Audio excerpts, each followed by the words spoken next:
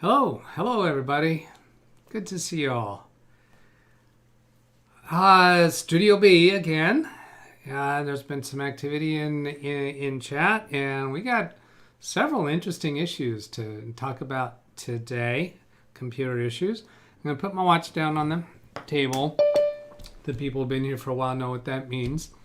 So I got 3 people waiting in Zoom right now. I'll bring you in a little bit here. What do I need to do? Oh, AVDW check. Check for audio, visual, DVR, and watch. So the watch is on the table. I'm looking for some responses in chat. How is the audio and visual? Are you hearing me okay, seeing me okay? And does the DVR work?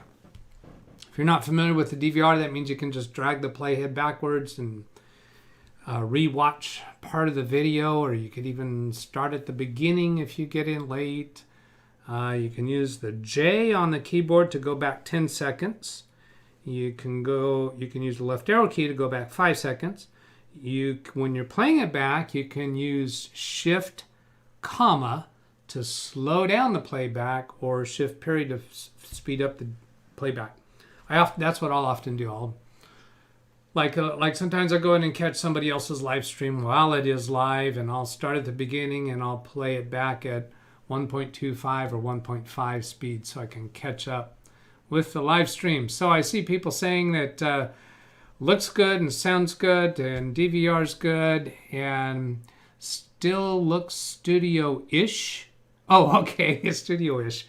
I was trying to think studio or Studio B, Studio-ish. And DVR working. Okay, so there's just such a variety of things to work on today, topics to talk about. I think one of them is in the Zoom waiting room, so we'll probably start with that one. But I'll go take a quick look through the chat screen. So do that over here. This is really feeling weird. Oh, Tony Walla, $1.99. Thank you, Tony. And let's see, I see 20 concurrent viewers and 5 likes. And total revenue this session, $1.99. Thank you for that start, Tony. Going back up here to the top. Now, this isn't the beginning of the chat. There was other chat before this, but there wasn't any last night, I don't think. There's Blackwatch. 9:04 a.m. That's strange because when I refreshed when I refreshed the video that was waiting. Gosh, how do I even say that right? I didn't say it right. Whatever. I lost all the prior things. I made a change to the description of this video, I think around 9 o'clock, and then I lose everything prior to that. So there's some chit-chat going on between people. There's a lot of activity between people that goes on during the week that doesn't even get part of this session in Ken Stout's live streams, and some of the others have their own live streams. The community really gets to know each other in a deeper way than what happens on this channel. Chris.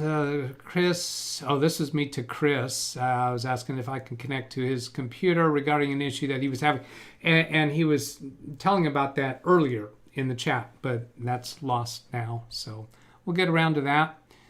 There was some chit-chat going back and forth about BCD. RM says popcorn and Pepsi. I noticed that because, contrary to what Blackwatch suggested, this is Pepsi, not Dr. Pepper. I did a little sound effect during the pre-show when the Google Earth is displaying. I gave you the sound effect of opening my Pepsi and pouring it. So this was again that BCD boot configuration data conversation that was going on, and BH Ringer suggested an alternative acronym meaning for that. And continuing down, let's see, Chris is out on an errand, and Alex says he can't wait, should be fun as always. He says hello to everyone in chat. Josh Kinder, I think, is in the waiting room, and which means we'll probably start with his issue. I guess I can look this way and read too, can't I? Yeah. That way I look more like I'm looking into the camera instead of at computer number 2. And let's see, it says, I don't understand the word trash. Trash, I need your help with my HP computer. I'd be willing to let you make a video about it, and I can be on Zoom for it. I don't know, trash might be a new nickname for me. I'm not sure. And so he did send me an email, and I sent him the credentials. Anyone else wants to join this Zoom session, send me an email. This is the address, DougBetts at LiveWindowsTraining.com, and ask for the Zoom credentials. Then let me know in chat that you sent me an email. I'll switch over to that screen and send you the credentials. And which button do I push to get back? I think it's this one. No, it's computer 2 and picture in picture. This is weird. This whole setup is different and weird. In Studio B. Studio A is pretty much totally empty. If you want me to show you that, I can do that on the cell phone later, but let's get into some computer topics. I'm so eager to get started here. Let's see, Chris has an issue going on about his mother Android. He says, I can call it and it does not ring, but it shows missed call from me even after a reset. So I've seen some of the other messages from Chris that I've already read through them, and my suggestion is check on your mother's Android to see if she has a custom ringtone for you. And perhaps through some update, some Android update or resetting it, that ringtone is no longer available. That's my first thought. So he took out a SIM card and, well, it didn't actually say there. I assume that it does ring for other people calling the phone. So that's what makes me think about maybe she has a custom ringtone for you that isn't working. He was doing some things about the SIM card. I lost the old SIM card. Man, I was looking all around here for something I lost. Simple little silly thing, just my eyeglass cleaner. After clearing out Studio A, I put that somewhere, I guess. Now I can't find it. That's the one from the car. And then I actually realized the place that I put it wasn't even in Studio A. It was up on that rack that you can't see right now. Struggles. Chris, let's see, ring is muted. Yeah, Iowa Hank to Chris, check if the ring was muted. That certainly would not be the case if other calls are ringing, other callers are ringing. And Chris didn't tell us that. He's probably not listening right now because he was out. He said he had to go out and do a couple of errands. It was doing that before the reset and still doing it. So again, the ringtone, I think that still means that might be there. Some chit chat, people poking fun at each other. Reset should have fixed it. And let's get through these a little more quicker. Cell phone providers could do things. Somebody's talking about a court summons. And that's Chris. A jury summons. Sounds like, jury duty. Court summons for jury duty, not for something else. Oh, there's a 1999 popped up there. Who's that? I'll click up here. If I scroll all the way down, I'll see it. RM Robert. Thank you, Robert. 1999 there. And then some hellos. How are you? Trying time. Black Watch to Iowa Hank about the court thing. That must be a trying time. I got that one. I don't know. People have been around here for a while, and there was a thing in the chat happening today about that BCD. I didn't get that humor. Sometimes things got to be explained to me. Doug's in the Dr. Pepper early. No, it's Pepsi. And I just been dragging today. That's why I chose the Pepsi today. I just been dragging. I knew when I hit go live, that always perks me up.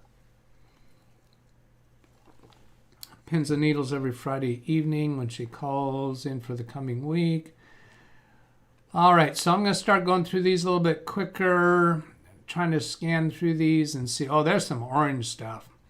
If you hit me in orange, see that it kind of jumped down there a bit, I think. Jim, looks more like a janitor's closet. Yeah, my backdrop here. Could I claim that this is green screen and that's just what I chose for my backdrop? No, that's all real. It's a shelving unit that's always there for in and out stuff. And then this stuff is my dad's old photography and videos and pictures from his wall hanging. There's another dresser over here with that. So yeah, I'm just stuck over here. Now that picture up there, I just put that up there today because the sun's shining in on that wall. It was just really bright.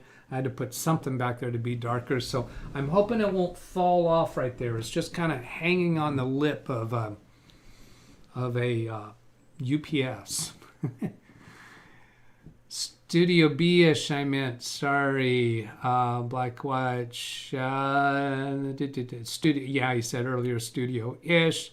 Looking into the past. Cocoa, Florida from William Dawson. Hello, William. And hello to all the people that I'm seeing here. I haven't been saying hello to the names, have I? Gary, sound and DVR good. Ida, hello, don't remember much, but do remember what get into lawyers' nerves. It's Doug spells beer, Pepsi, yeah.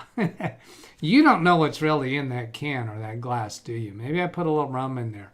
That is one of my choice things. I'll put rum in there. Oh, let's see. Here's some hidden stuff going on here. So let's do this and see what's going on. If it's that button brings me up here, I'm going to go view that deleted message. Yeah, it's one of those. It's one of those things we've been seeing where somebody's just trying to get you to go to a website. Don't do it. Don't ever do it. Even if somebody tells you, oh, that's such and such, then you might want to try it. But no, you shouldn't, because you don't. Each instance could be different, and there are some infections that can just be drive-by. And drive-by means if you bring up the web page on your screen, boom, you're hit.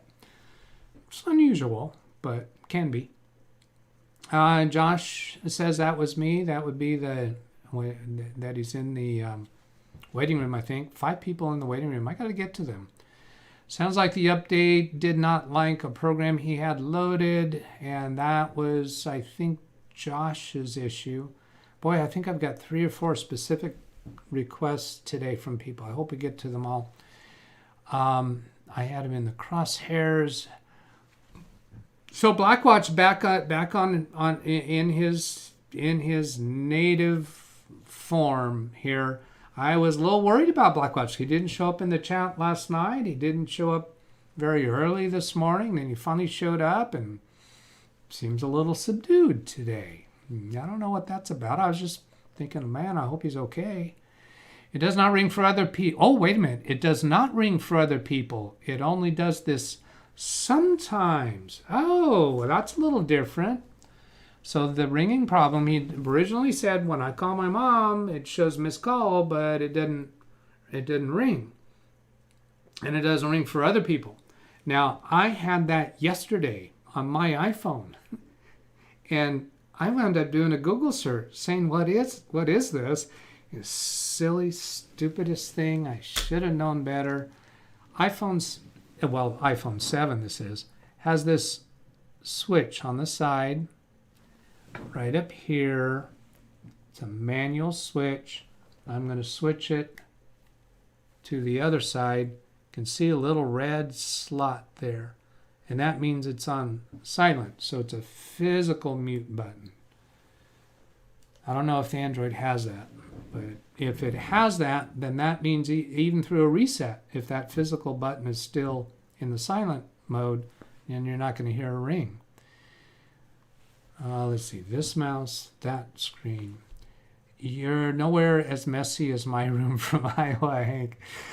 And Chris is here, so he is back from his errands. Anyone else experiencing shutters lags on the video? Sometimes, okay, so we got one report there from Christoph. Is there some lagging or jittering from the stream? Let's see, I'll look over here at stream health. And what does this say? We've got, says stream is healthy. Nope, there's nothing been showing up in the stream studio as a problem. 33 viewers currently and $21.98 in chat revenue so far. Thank you so much again. Then Christoph, no, to Gary to Christoph. Okay, so Gary's not experiencing lags in the stream. Costanza, the mage, isn't it? Mage. I think it's mage. I got a framework laptop this week. I'm pretty happy with it. Great. Nice to hear. Zvi Minor, good. Good evening to you too. Rum is good with Coke. It works well with Pepsi too. I don't care much for Coke. Sorry, Carrie. But it's good with Pepsi. Doug also has 2 Picassos and 6 Rembrandts in his kitchen. I do have a stack of art in my kitchen. Now I'm calling it art. That's pretty generous because of course these are all reproductions, inexpensive form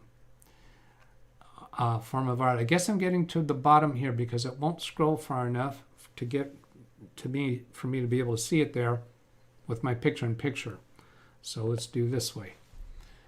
Turn Doug off. That works. Blackwatch is saying hello. How is Reall doing? I don't know. That's probably inside communication between them. And then Chris, no switch on Android. All sounds are turned up. It has done this all week. Where she was in the hospital, several people were calling her. Their call was not going through. How about Chris, if you turn on vibrate so that incoming calls vibrate? I assume the Android phone can vibrate incoming calls. Does that work? If that doesn't work, then that would imply to me that the phone is not detecting the incoming call when it happens. If it will vibrate when it's coming in, then your attention should be turned towards the sound and the speaker.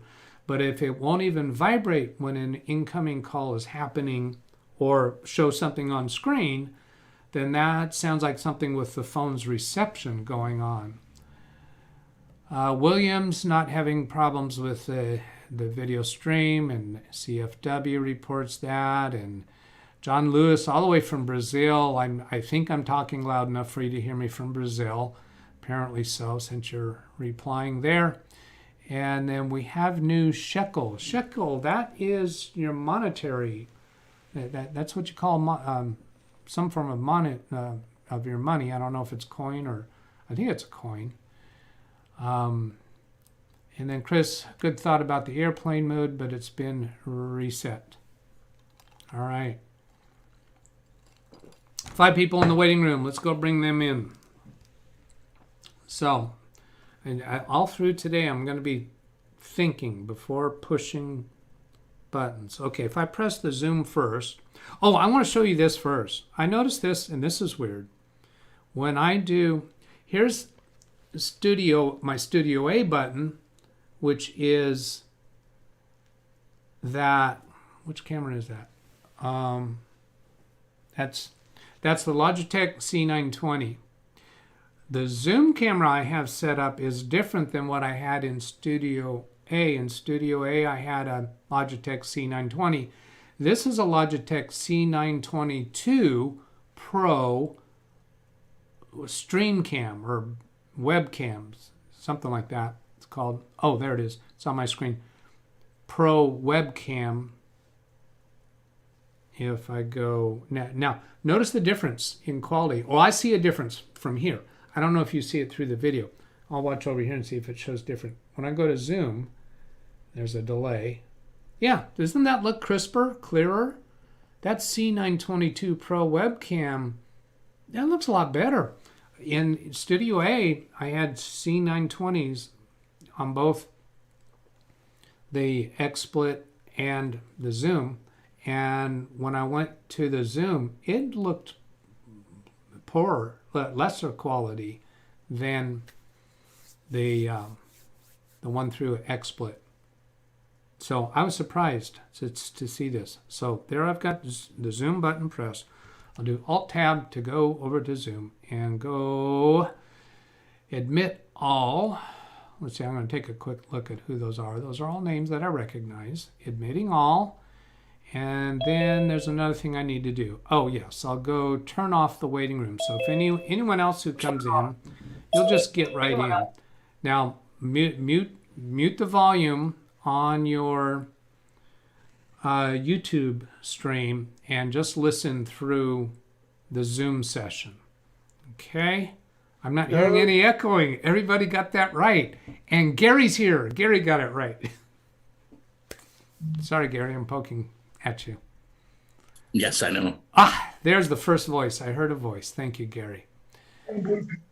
And let's see. Let's go through here. Chris, say hello, Chris. I have no idea why that's blue like that. I have no idea. Something with OBS is screwed with it. Okay, so Chris is going to work on his video, and I think maybe your audio is coming through the wrong microphone too, because that was kind of difficult to hear you. So saying hello to Alex. Hello, Doug. Hi, Alex. And then I'll go to top right corner is Tim Sal. Hi, Tim. Hello. And then top left is Josh, and I waited for Josh because Josh is here for an issue just as he takes a bite of food. That was timing. Can you hear me? Can you hear me now? Yeah, Yes, Chris, Chris. I can hear you. You're a little soft compared to I the don't others. know. I have no idea what's wrong. Hey, Chris, I know Yeah. that Doug's running, but I got a quick question about your phone or your mom's phone. You Yeah. said it started not working when she went to the hospital. Yes. Maybe somebody in the hospital turned the ringing off some way. Yeah, but it's been reset. Well, there still might be something that they turned down that wouldn't be hit with reset. I know I can do that on an iPhone. Now, I don't know anything about an Android, but that sure sounds like somebody didn't like it ringing in her room. Well, Yeah, another. I'm gonna have to check it again. I'll have to Can check you it. carry the phone out of the hospital and try it? She's at home now, and she has a phone, so I will check it later. Oh, it's still doing the same problem at home. Yes. So out of a little science fiction idea in my mind, could the hospital have some equipment that interferes or delays cellular signals through the hospital? You know, the No, it's way- called an orderly. Go turn that phone off. yeah. I have an idea. What's that? Chris, is it your mom's phone a Motorola? Yes. Well, the newer Motorola's, mine has a setting. You said it was running Android 11. That does she keep her phone face down on the? I don't know. Because Motorola's have a setting. It's not enabled by default. At least it wasn't on my phone. But if you have the phone face down on a hard surface, like on a table, like when people do when they have their phone, like when they're in a conference meeting or something, the phone will automatically go to do not disturb, and therefore you would not hear it if it's face down on the table, Yeah. if that setting is on. I'm But assuming, Chris, that you've been trying this enough to know that the problem happens even when you're holding her phone in your hand while an incoming call is happening. Yep. It don't show no incoming call sometimes. It only does it sometimes. Oh, now Sometimes it wait. will, So sometimes- sometimes does that mean sometimes it does ring? Sometimes I'm sorry I wasn't that clear, but sometimes it does ring and sometimes it don't. All right. Is that an old phone? It's practically new. But I've got in my mind, I don't know if I might be just crazy, but I'm thinking that cell phone companies are doing things to get people to force people to 5G. Yeah, but if it's new, it's got 5G. It don't. It's a 2021 model. It don't have It should 5G. have a year old. It should have 5G someplace in there. It's a Moto G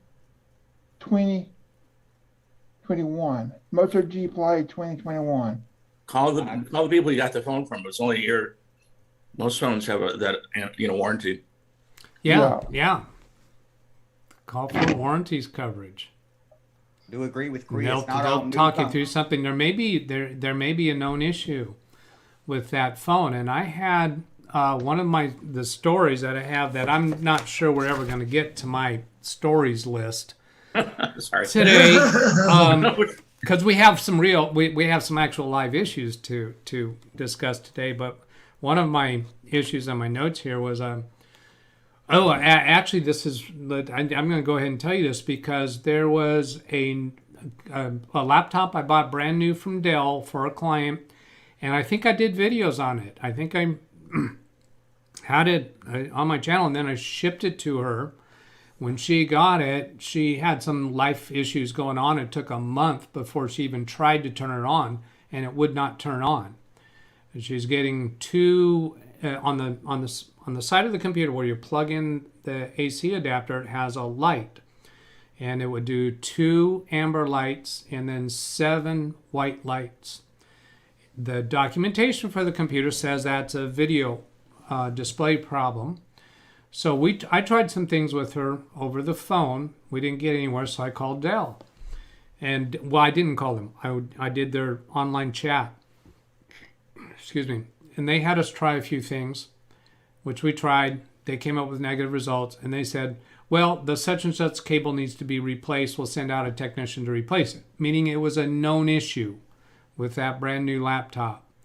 And there's no way I ever would have been able to track that down, except the Google searches and the trouble code did say that it was a display problem and possibly this cable. And when we called for Dell support, that's exactly what they did. So that phone call, that phone call with Dell was Thursday. Yeah, Thursday.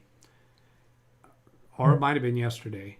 And so the service technician is scheduled to show up at her home on Monday with the new part. So once you've gone through a reasonable amount of possible fixes and Google searches and so forth, you could be well served to go talk to warranty support. That might be where you're at, Chris, unless some other ideas come up that you haven't tried yet. Have we actually given you any ideas today that you haven't tried yet? I'll try them.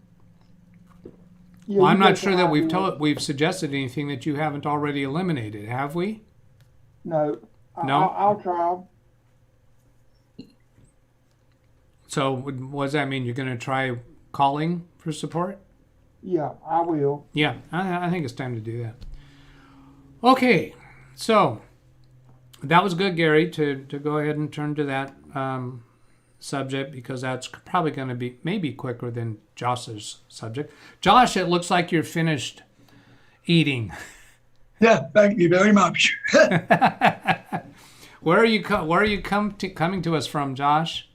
Pitbo. Pismo? That's Hey, right. Pitbo. I'm not recognizing that. Bitbo. No, Pitbo. Pittsburgh. Yeah. Pittsburgh. Okay, got it. Okay. Tom K with $2. Thank you, Tom. Towards the paint. Let's see. I haven't turned my attention to chat for a little while, huh? No switch. So now I'm in chat. I'm just looking for the orange stuff because we got a few issues to deal with. And Arnold Albert in chat says, check if the call forwarding is active for all calls since no calls are coming in. Well, that's interesting because call forwarding would not necessarily be from the phone itself. That would be from the phone account with the service provider. So that might be logging into the Actually, you can do that from the phone. Cause I was going to do that while I was working on it, but I couldn't figure out how. But I Googled it and it said you got to dial *72 or something. But I never did do that. Okay, well, I would think that you should be able to configure call forwarding from the website, because part of the reason to want to do call forwarding would be if the phone's not working. Yeah, I figured that too, but I didn't see it in the website. I didn't see it nowhere. All right. I know you're trying to get going, Doug, but there's one quickie you just hit on my head. Going straight to voicemail might be another one. Sometimes it does.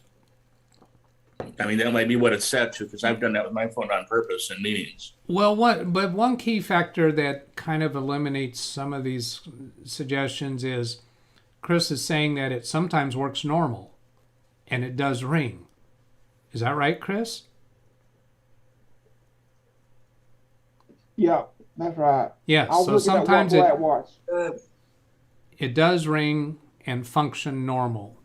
So that takes us back to calling for support. Ring at times, at certain And- times, maybe to do not disturb mode. Tim, I can tell that you're talking, but I can barely hear you. Oh, I'll put it down with the ball wet.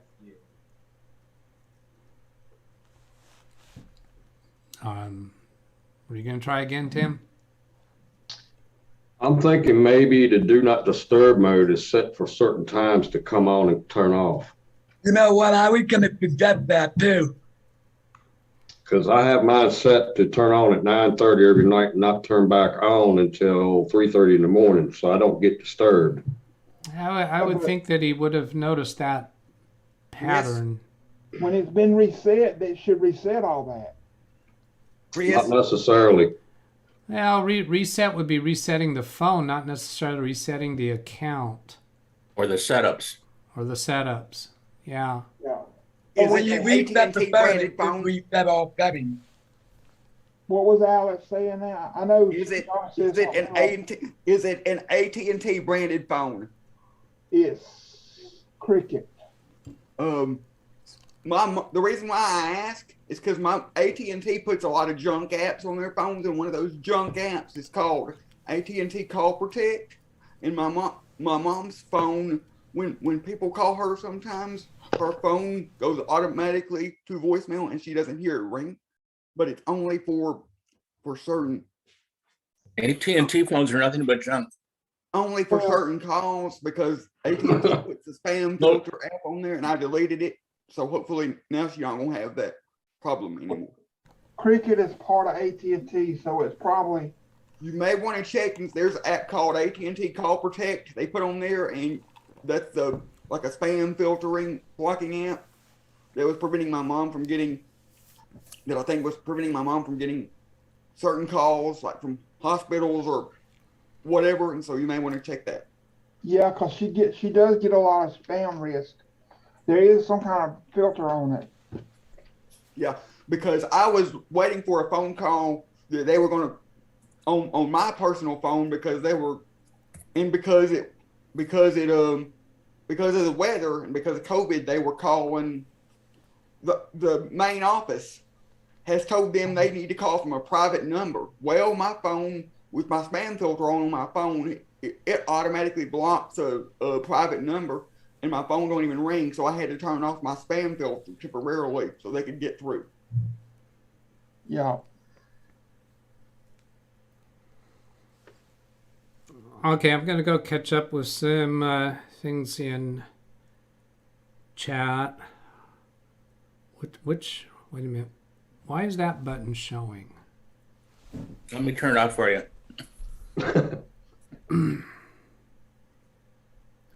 My Stream Deck says that I'm already showing the chat, but I'm not. I'm showing Zoom, but that button's not lit. There we go. Rumba. All right. Let's see. And I read through some of these others up here, and I'm not going through all of them. Arnold Albert, it's the call forwarding. I think I already mentioned that one. And William Dawson has Bob C. Tried a Windows repair via Windows install USB, maybe replace the damaged file.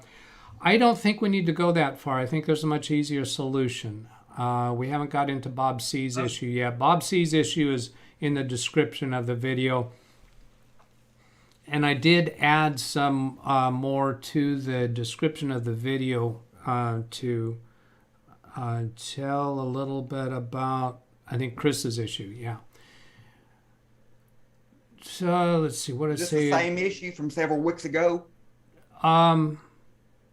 Yes, I mentioned it several weeks ago, and he can't. Oh, okay. Here's a mea culpa. Now he hasn't shown up in chat yet, but I thought he was going to try to be here with us today. But he resent the email to me explaining the problem. I think he sent that yesterday. And I thought, wow, I didn't, this is weird. He didn't acknowledge my previous email to him at all. So I went to look up my previous email. Turns out I had typed this nice email to him and never hit the send button. So he perhaps thought that I totally stiffed him. So I just sent the email to him yesterday explaining, and he sent a nice one back to me and said, no worries, no apologies needed. How old are you again, Doug? How what? How old again are you? Yeah, I'm still, I ran out of fingers on my two hands, so I've been through them again, and in my head I'm somewhere in early 20s, I think. He's got to stop changing offices. It's confusing him. Oh man, you have no idea how discombobulated I feel right now. I don't know, is that the right word? Alexa, what does discombobulated mean? Discombobulated is a form of the verb discombobulate, which is usually defined as to confuse or disconcert, upset, frustrate. All right. Yeah, I got one of those episodes too. I love them. Sorry, Josh, how long it's taken for us to get to your issue. I promise we're going to get there. I'm confused and don't know what's going on. Yeah. Jeff is in Pita's Burgers, Doug. I think he's... Pennsylvania. Moving on. Sin City, going back and forth. Trying to just scan through these. People telling about their temperatures. Real warm here in Fresno. Rick Lake saying hello. Hi to you too. Let me cell phone. On today's episode of PC Repair, he got it more cell phones. When are we going to start? Christoph. I like that question, Christoph. Let's get over here to Josh. And Josh, I think I first saw your question in chat. Then you sent a little bit more by email. And I have a very clear response in my mind. So your first comment in chat was something about asking help with your HP computer, and then in the email, which I'm not going to display because I don't have my blurring, I'm not sure I've got that set up right. You said you've downloaded the Intel Support Assistant and it keeps saying, sorry, something went wrong, trying to scan it every time. And I think in the live stream chat, you said that it's an HP computer.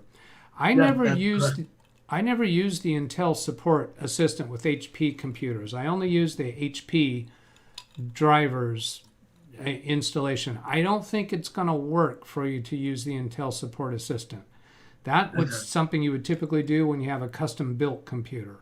But a manufactured computer, you should just be going to HP and install the drivers through there. Yeah, well, when I look on the website, they don't have any drivers for it, which I find odd. Oh, well, they do. You just didn't find it. So, do you have the serial number for your HP? Yeah, if you remote into it, I can show you the serial number. Okay. So, to remote into it, I need you to go to the website logmein123.com. Oh, I figured the problem out. With your camera? Yes, it was set to my capture card. Ah. It's not hooked up actually to the computer, so it's not hooked up to the other computer. All right. Josh, when you get to that website, it should ask you for a 6-digit code. Okay. Are you ready for the code? No, can you send me the website in an email? Sure.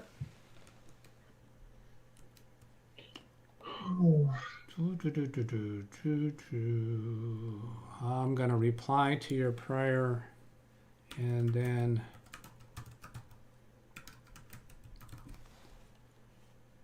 there we go. So I just sent you the link in an email. Hey, I'm Doug? messing with the label for my flash drive, by the way. Okay, Gary? No, it's no big deal, but it's just kind of funny. You know, I'm kind of the Windows 11 fanboy, as I jokingly say to myself. But starting out a year ago, literally before it came out, I've had no problems.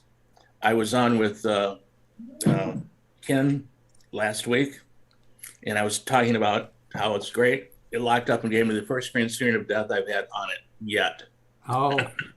And I was literally saying, I've had no problems. It's solid and rock. And I'm trying to type, and it's nothing. But he was Oops. also saying it's because he had 100 tabs open and on Microsoft Teams and on Zoom. Ow. I do right now. I have about 45 tabs open in Edge, literally. Well, Hi, it's Doug. a lot, but that shouldn't cause a blue screen. Oh, no. Actually, Windows 11, I haven't seen a blue screen yet. They're green. Oh, all right. Yeah, I think I'd heard that. Josh, are you ready for the 6 digits? Yeah. 730324. 7, 3, 0. What would the other be? 324. 3, 2, 4.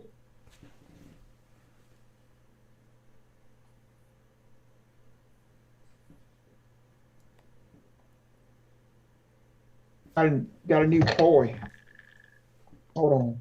Got a new toy. Okay, so I see you coming in. You'll have a few more things to click on. Alexa, send Gary a new computer. Yeah. It didn't work. Oh, Doug. she lit up, but she didn't respond. She heard I'm you. gonna see if I can sneak it in on you. I should focus on Josh because if we go too long on this, it'll time out. Okay. no problem. Josh, if you did the download already, I see connecting. You might have Yeah, to I'm connected. launch the download.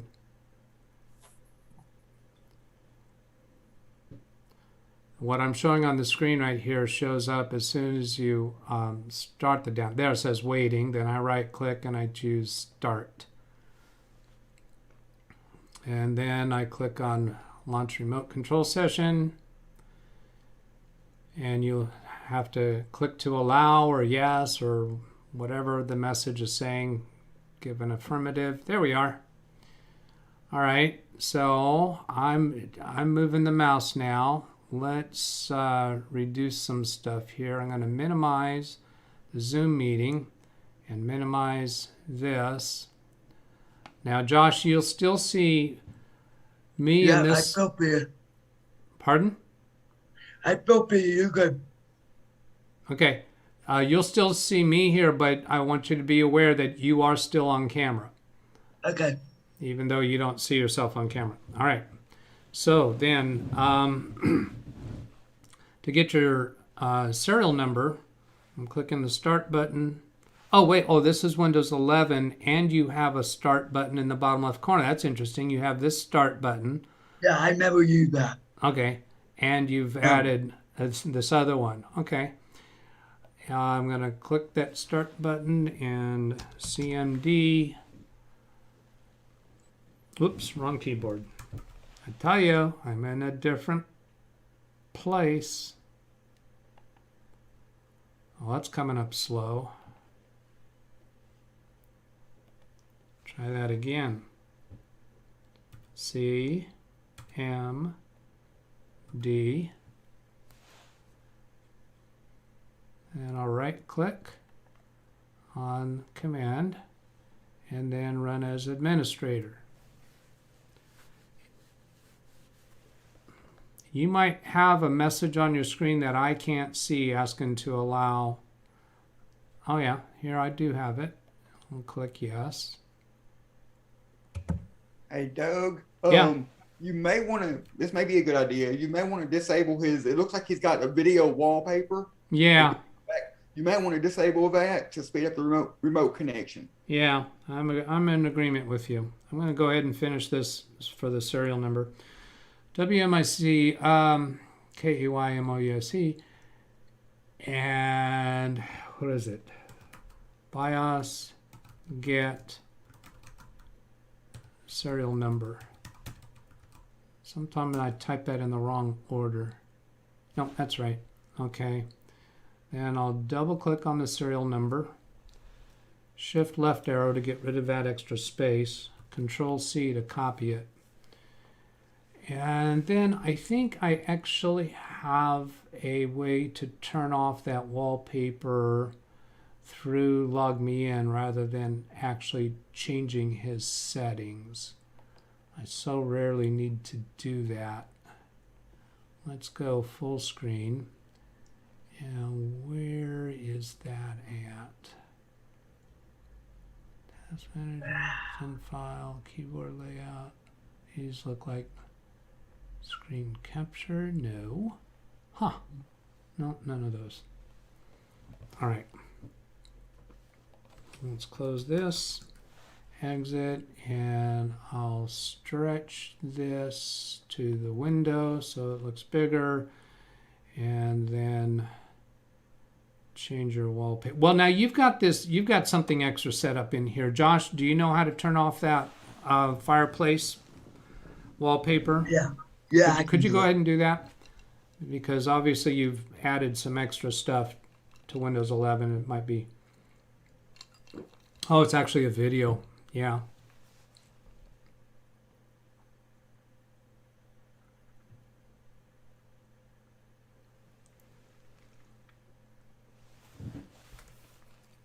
There we go. Okay, so that just paused it. That should help with. That should be enough to help. And then here's your browser. We'll go to a new tab. hp.com. Still pretty sluggish.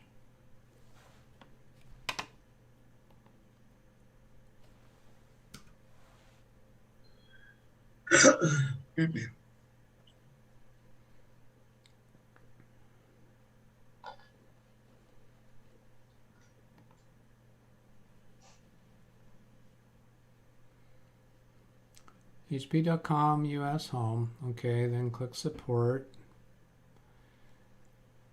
And support and troubleshooting. Could have gone to software and drivers, would have been a better choice.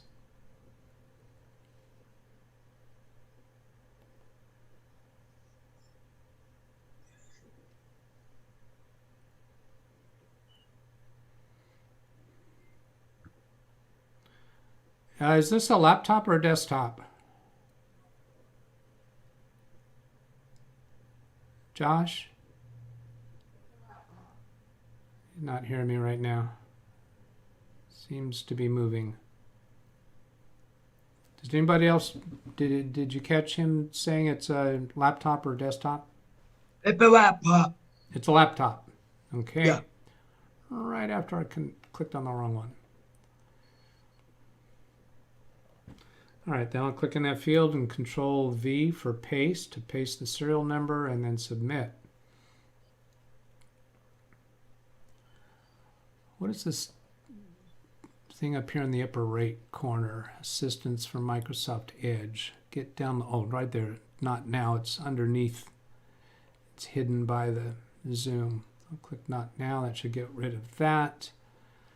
All right, so here are software drivers, and this is showing the make and model of the computer, HP 15 laptop, and I think that's a specific model number. We were unable to find drivers for your product. Oh, wow. Can you hide the Zoom window on YouTube, please, or make it smaller? Yeah. I'll just hide it. So that's why I went to the Intel Bluetooth, because I thought Intel might have drivers with it, but it doesn't apparently. Huh. That's interesting. Let's get a little more familiar with this computer, shall we? I'm gonna right click on the Windows 11 start button and go to System.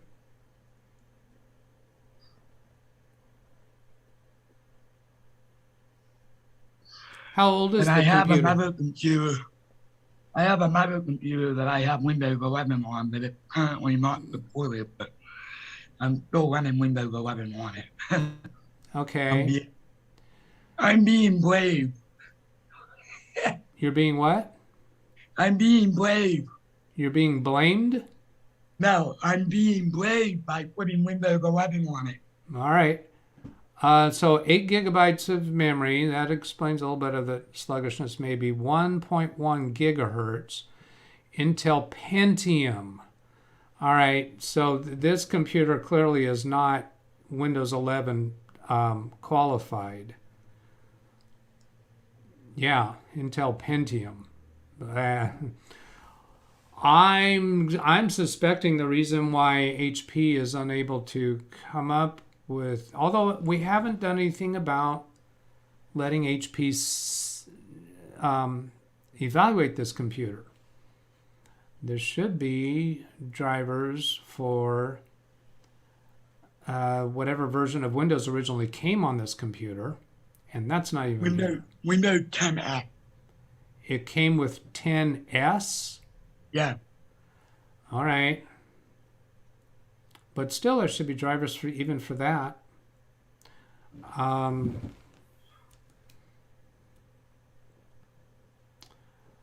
we see everything I care about in here? But you would not be able to, if it came with Windows 10 there would not be a reason for HP to supply drivers, because you would not be able to install drivers since Windows 10 blocks the install of any exe files. Yeah, but I found a way to take it out of Windows 10. Yeah, it's not in Yeah, 10S you anymore. You can disable S. Yeah, that's what I did because I can't stand it. Yeah, so you disabled S mode for Windows 10 and then you upgraded to Windows 11. Yep, that's exactly what I did. All right, and it's Windows 11 Home, and it's 21H2, and then let's do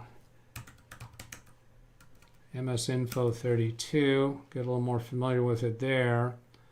And I'm going to take a little side trip here and go back and look at chat.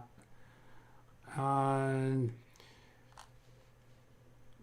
up here. Rick Lake saying hello. So looking for Orange. Constanza says you may have to choose a different OS. Yes, if we could get to the drivers list for this computer originally. But it's HP is showing no drivers for this serial number computer at all. HP probably does not have drivers for this laptop for Windows 11. Agreed, Carl, but we haven't told the HP website yet that we have Windows 11. We haven't used their driver wizard, which is what would be required for them to sense that we have Windows 11. Although a browser can sense that it's Windows 11, but still, no, that's still not valid, because I should be able to search for Josh's serial number from my computer and be able to find those drivers. So my Dale says the same thing for me running Windows 10. But even this same thing over here too. Even if this computer originally, okay, even if this on my Dell and I got the same thing. Okay, even if this computer originally came with Windows 7, we should be able to find the drivers for that from any computer. HP has a utility called HP Support Assistant where all info and drivers are downloaded. Yeah, normally I would use the driver assist. I would install it from HP's website. We haven't actually looked around for that yet on the website. Try manually selecting your operating system on the Dell website for an HP computer. Wow, Carl, that's really pretty outside of the box thinking. I don't think you really meant that. It's an HP computer. Constanza, it looks like there's a blue link under the model number on the website. Is that clickable? We'll go check on that. Choose different OS. Sorry, came in late. What drivers does he need? I have an HP laptop from Paul. Just hang with us a little bit, Paul. You'll catch up. I wonder if the Windows version is encoded into the BIOS. Well, yes, Windows version is known by the BIOS, but the website doesn't know that yet. So let me come back to log me in. So now let's get a little more familiar with the computer.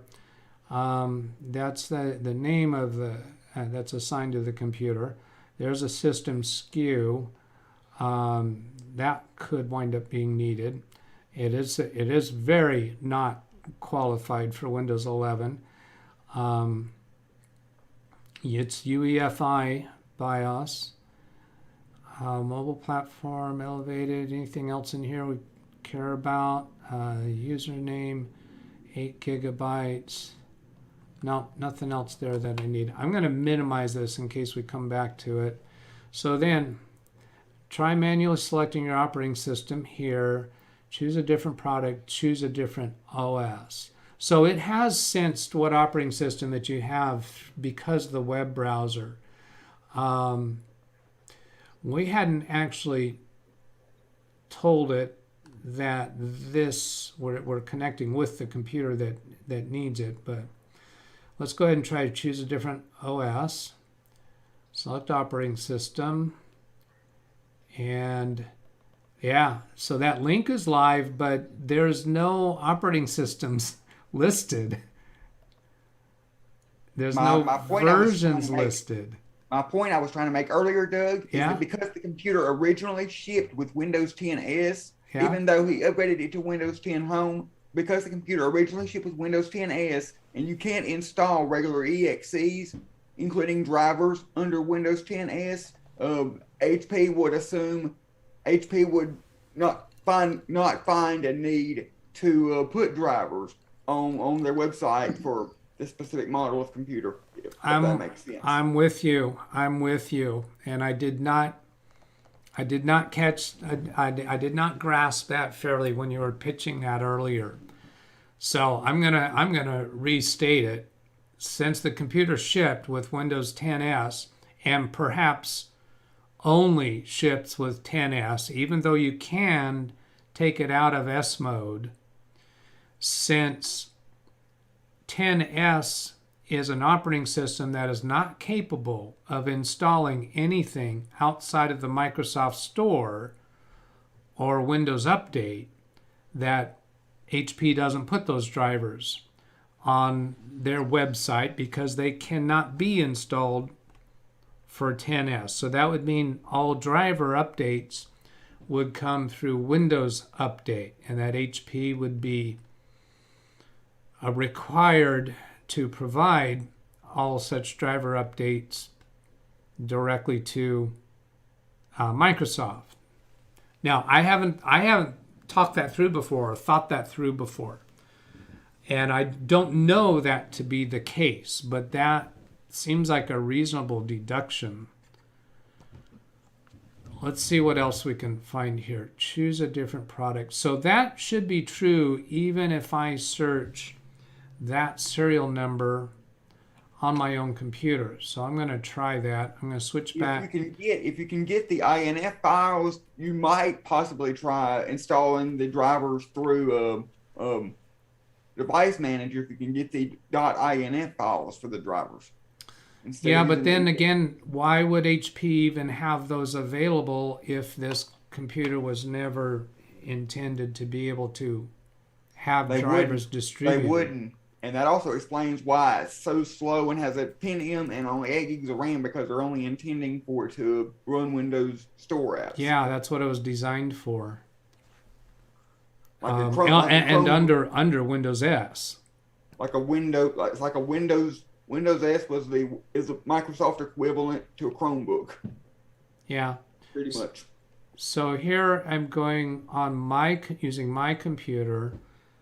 I should be able to paste that serial number. Yeah, that's that serial number, and submit and get the same results. Unable to find drivers for your product. Okay, so related. Can I download software that came with my computer? That's a generic. These are generic videos, not specifically for this computer. Okay, so let's just try Google. Hey Google. Let's see. Trying to think of a wording for this. HP laptops designed for Windows 10S drivers. saw driver download. Laptop designed for Windows 10s driver download. Download latest drivers. That's generic. Was that actually advertisement? No. Frequently asked questions about Windows. Learn how to find drivers in software. HP products 10s detects devices connected and installs them automatically.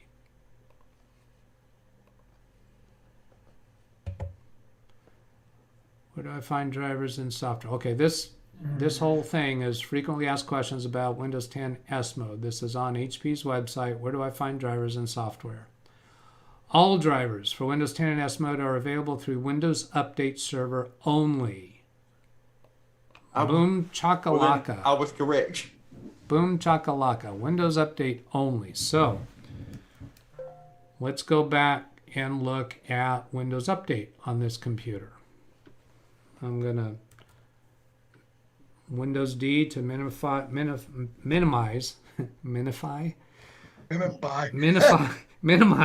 I'm trying to say it again. Minimize everything that's open. Then, Windows. You've got this Windows 10. Okay, PC settings, Apple update settings. Yeah, I don't like the new start menu at all. If you don't like the Windows 11, why did you put Windows 11 on it? Because Windows 10 is going to be out of support in 2025, and I'd rather just go to Windows 11 and have it until 2032. All right. Let's go this way. My deduction is that you will probably be ready to throw that computer at the window come 2025 and get a new one anyway. Maybe. Let's look at Kind update. of like I am that Android cell phone. Yeah. Okay, so this is interesting. Here's update history. Successfully installed. So we're seeing a lot of updates that have successfully installed. Cumulative update for Windows 11. These are all Windows 11 updates. So he is getting Windows 11 updates on this allegedly unsupported, well, it's not allegedly, it's unsupported computer. But if you run the Microsoft Health Checker app, it says it's Windows 11 compatible. Oh, does it? Yeah. Yeah, I checked that. Did I open up? Yeah, that's CPU is Windows compatible. I mean, 11 compatible. Well, that's surprising to me. It's Pentium. Yeah, it's not a Pentium like you're thinking. It's only 2 years old. Oh, all right. Well, You're okay. thinking Pentium from 2012, right? All right, Right, that's yeah. that's impressive. So then in driver updates, let's see what driver updates it's getting. It's getting driver updates from HP Inc. Software component successfully installed. Software component HID class. Software component HID class. Realtek Semiconductor. HP Inc. Firmware. Even got a firmware update. 2 of them. Yeah, 2 of them showing the same date and the same version number. Is there anything different No. about those 2? Yeah, 22 Oh, and yes, 21. 21 and 22. On the same day, though. Interesting. Probably have to require a sequential update. I've seen that before. Yeah, that could be. Then a mouse driver, a Realtek driver, HID class, Intel Corporation. So you're I think you originally asked the question about you were trying to get Intel drivers. Well, here's a driver for Intel. Looks like you're getting, there's more Intel. Looks like you're getting drivers just fine. Yeah. Yeah, you shouldn't have to need anything. Realtek is probably, though, the internet, the LAN drivers, so. All right. As a matter of fact, there's one that said Realtek Net at the bottom. Realtek at the bottom. Oh, net. Yeah, Yeah. Realtek down. Right there. Yeah. Well, you got a little bit of a delay. Okay, sorry. Yeah. Yeah, so some of the Realteks are not net, but that one is net. So yeah, I'd say you are getting updates just fine. Who cares where they come from as long as you get them? Yeah. Now, I want to know about that Windows 11 compatibility list, and that this processor is qualified. That surprises me. Well, that processor, again, You processor's can run not it. I open. don't. You can print it up. You can run it. Yeah, well, that's what I'm going to do. I'm going to go bring it up. Let's see. I'll just do a 5030N, or N5030, excuse me. Windows 11, hardware requirements list. And actually, Josh said that the tool says that this is qualified. Yeah. So here, processor 1 gigahertz or faster, which this one is, right? Bring that. Where's that back? Okay, here's system information. I think it was 1.3 or 4. Here it is, 1.1 gigahertz. So just barely over 1. But it is over. And then, yeah, it's over. And it's obviously working, but we know that Windows 11 can be installed on computers that are not qualified. Yeah, because I installed Windows 11 on my end, and it does not meet the system requirement. Yeah. I mean, I'm going to get to the CPU list is what I want to see, and I guess maybe if I just ask for that, Windows 11 CPU compatibility or CPU list. but I watched a lot of Kerry Holtman videos, and I Okay. highly recommend him. Oh yeah, a lot of the people are participating in my channel. Also follow his channel. Now, but you also know he would be asking you, why do you want Windows 11? But you have answered it, and that's fair. You chose to go down that road, and I'm kind of with Alex. I'm thinking if you have a way to get a faster computer, you'd probably be wanting it. But I don't know what you use your computer for. Maybe this is working fine for you, and you're okay putting up with this. So then here's AMD. Let's get to, now that, well, it said Pentium, so that's Intel. I know I'm stumbling at getting, my recollection is I recall a place to click for the Intel list, and AMD list will be separate.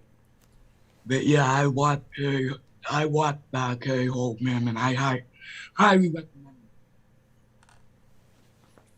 it. Let's see, Intel CPU list. How about that?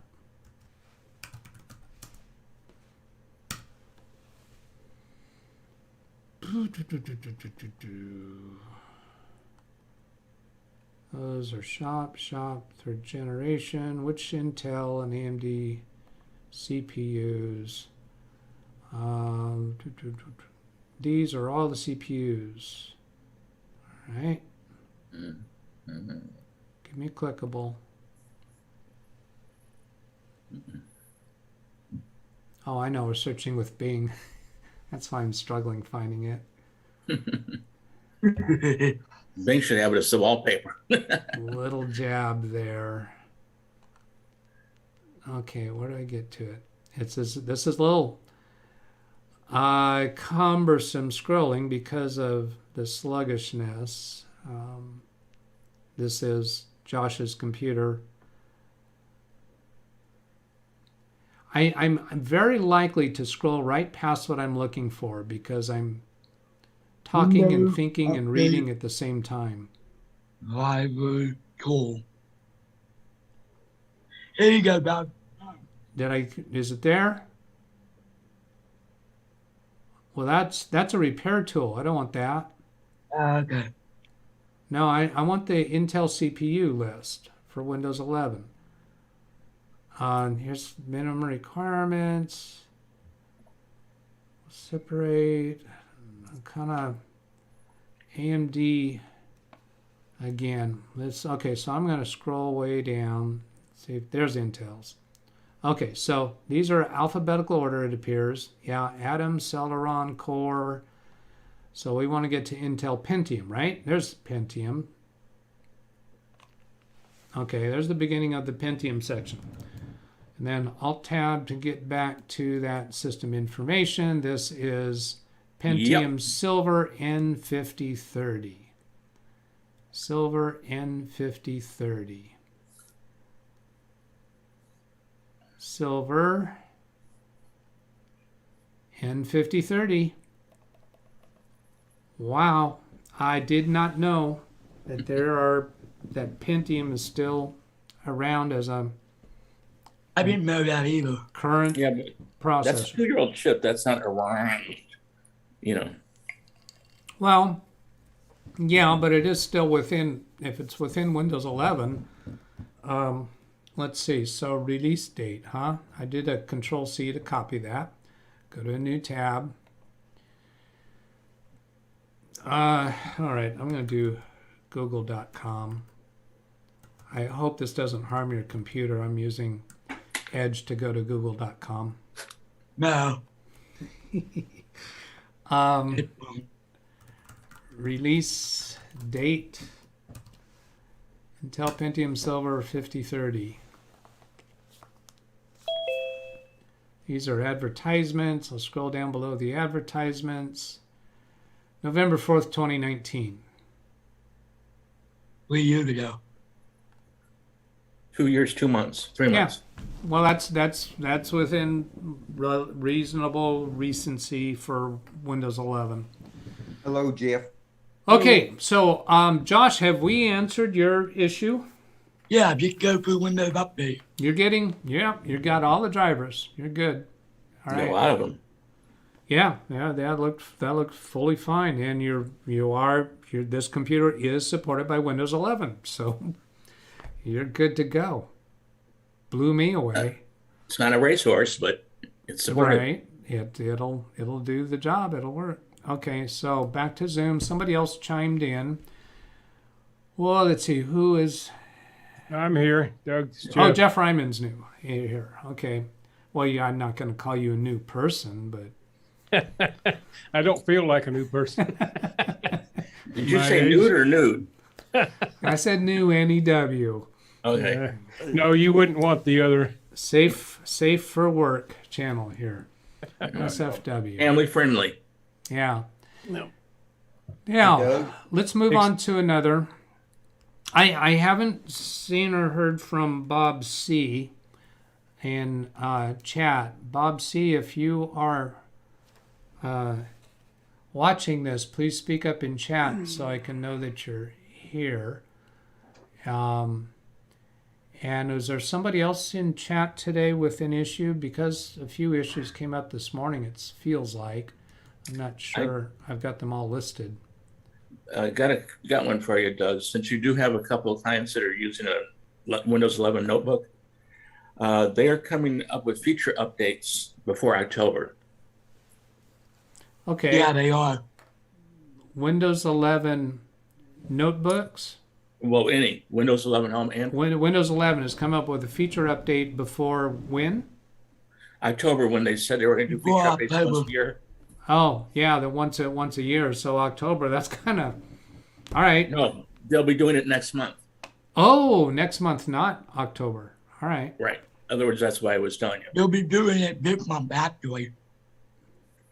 Say February. February. Okay. All right. Yeah. Because we got them for testing already. So they're coming next month. March, whatever. Well, meaning this month.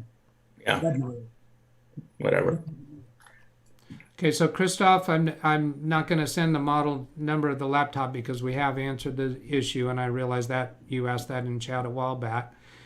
And then it says choose preferred OS, and it wouldn't let us choose, so that also is back. And Iowa Hank, correct, you cannot go back to S mode once you're out of S mode. I'm kind of glancing through these. Tried 11 preview days, decided to stick with 10. The Bronc from Cold London. It's James Billick 2025 here. Yeah, probably not aware of what that is referring to. Only problem I've had with 11 is lack of clock on multiple monitor taskbars, but they are supposedly adding that back this year. Okay. Speaking of Windows 11 on laptops, I had an interesting experience. I hadn't used my laptop for 3 weeks. It's been off, just sitting there. Yeah. And I needed to get it up so my wife could fill out a medical form online, and she can't go upstairs to where the desktop is. And when I started it up, the first thing I saw, it was asking me if I wanted to install Windows 11 even before I got logged in. Wow. Oh, It wow. wasn't even in Windows Update. And I said no. And then when I got in and got to Windows Update, then I said, no, I don't want to do it right now. But Yeah. I was surprised that was the first thing that popped up. I am too. Wow. Hey, Jeff, was it in the bottom right where you got the message? No, it was like a full screen of stuff when I just started it up. It was during the out of box experience. Right. I mean, it was just, I switched it on, and the first thing I saw after it got started up, this is still my old laptop with a hard drive. It's slow starting up, but as soon as it got to something, even before I logged into any of the accounts, it asked me if I wanted to update. I didn't even know Windows 10 could do that. Yeah, they're getting more aggressive with that one. Yeah. And then I got into my administrative account, and I did run Windows Update since we had some since I had the last turned on, and then it offered it to me there, and I said no, thank you at that point. And Well, so the far, reason so why I good. did it was because Windows 10 is going to be out of support in 2025. So Yep, every year, every version of Windows gets 10 years away. yep. I'm sending Zoom links to Sam Lazar, and I think everyone's aware that the Zoom links stay the same. So if you're able to, well, everyone's able to, just save it somewhere. Saved it in a Word file, and it shows up a link you can click.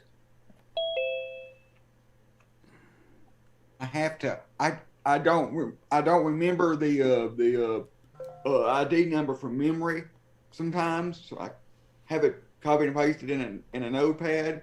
But so I just copy and paste. But I do remember the password. All I just have a link that you sent, and I don't do anything except click the link, and I'm there. I mean, I have to say join with video and then switch on audio, but no password, no nothing. It's all embedded in your link. If you have it as a link, that's the easiest way to do it. And then continuing on, so I have sent that to Sam. I'm running 11 on my 8-core 9-year-old HP laptop, which one's great. Don't forget to hit the like button from BH Ringer. So let's see where we're at now. We're 42 concurrent viewers, 17 likes, chat revenue $23.98. 18, 18 what? 19 likes, 21 likes now. Oh, did they just go? Yeah, they're going up. All right. Awesome. Makes Thank you. me wonder how 11 would do on my old HP laptop I have here. I've installed Windows 11 on a Core i5, and it runs perfectly fine. And it doesn't even have TPM 2.0. Well, yeah, Yeah, it'll work. It'll work fine on ones that are not on, don't have TPM 2.0 and so on. But that's just, well, we all know that already. Yeah, my HP laptop, it says it's I don't know, 2.5 years old, something like that, and it's qualified for Windows 11. Yeah. So Costanza the Mage. Okay, you guys in Zoom, does anybody know the right way to pronounce mage? Mage? That's a cultural reference somehow, isn't it? Mage is like a wizard or something in some That's what I was thinking. mythology stuff. But I think Costanza is a particular. Costanza the Mage. Alexa, what is Costanza the Mage? Here's something I found on the web.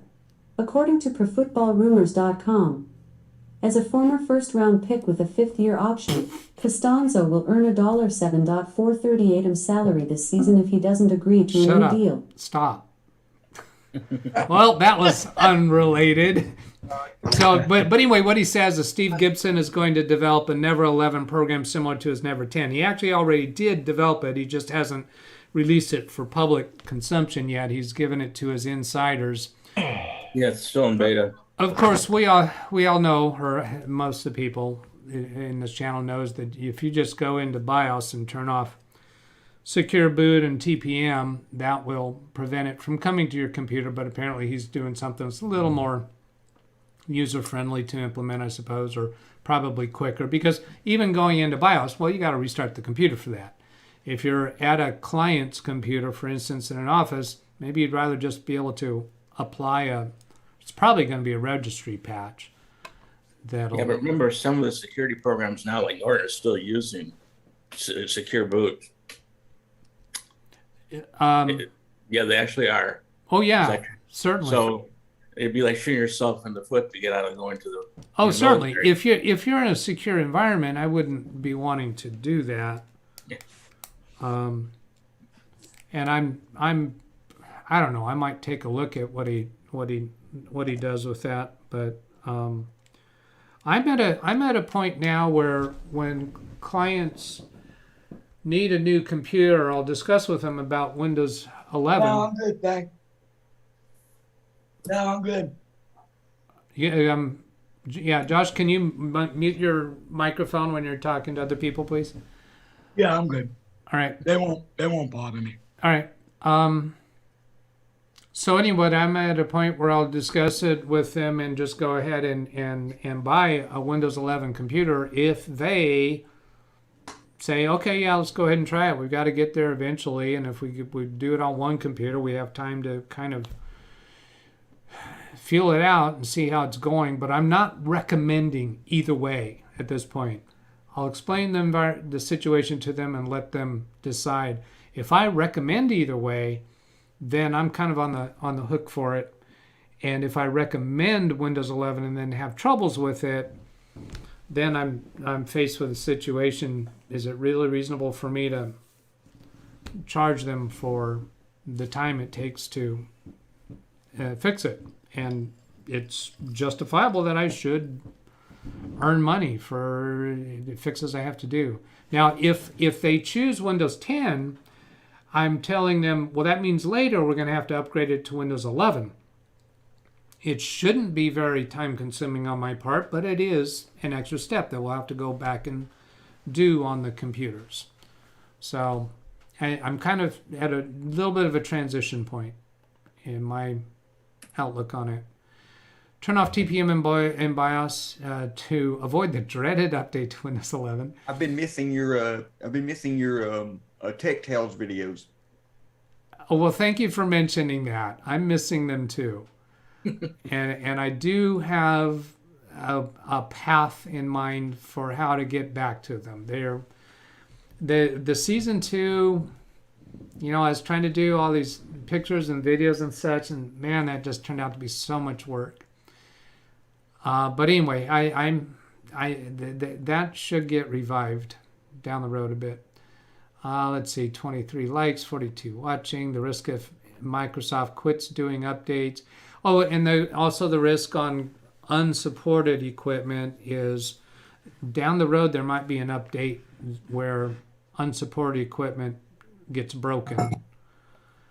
It's a possibility. I think that's likely not going to be the case, but can't say for sure. Oh, mage as in the World of Warcraft. Yes, wizard. Okay. Wasn't the first round pick. That's not me. Oh, Costanza the mage. Oh, first round pick. That's what the assistant here on my desk said. Mage is a witch. Costanza the witch. Witches are cool. Sam Lazar got a new job. Yes, Sam, last week you gave us a link, and I never did get back around to clicking on that link. Oh, you're in Zoom now. So I assume that it's okay for us to Right. show where you're working now. Hello. Working in medical IT software. Say again? I'm working in medical IT software. Medical IT software. Yeah, so we log into our client's computer remotely via Teamviewer and install the software or fix their problems. Okay. So you're working for a software manufacturer, Correct. You're supporting that software to the people who have Correct. purchased it. Yes. Cool. Awesome. And A lot of doctors have really old computers. I logged into one computer and I was running Windows XP, so that was not good. Oh, Jesus. I've seen a lot of that in medical offices. Yeah, a lot of doctors refuse to upgrade, and then we have to tell them politely, get a new computer, it's too old. yeah. Or at one point I said, get a new computer, that computer's old as me.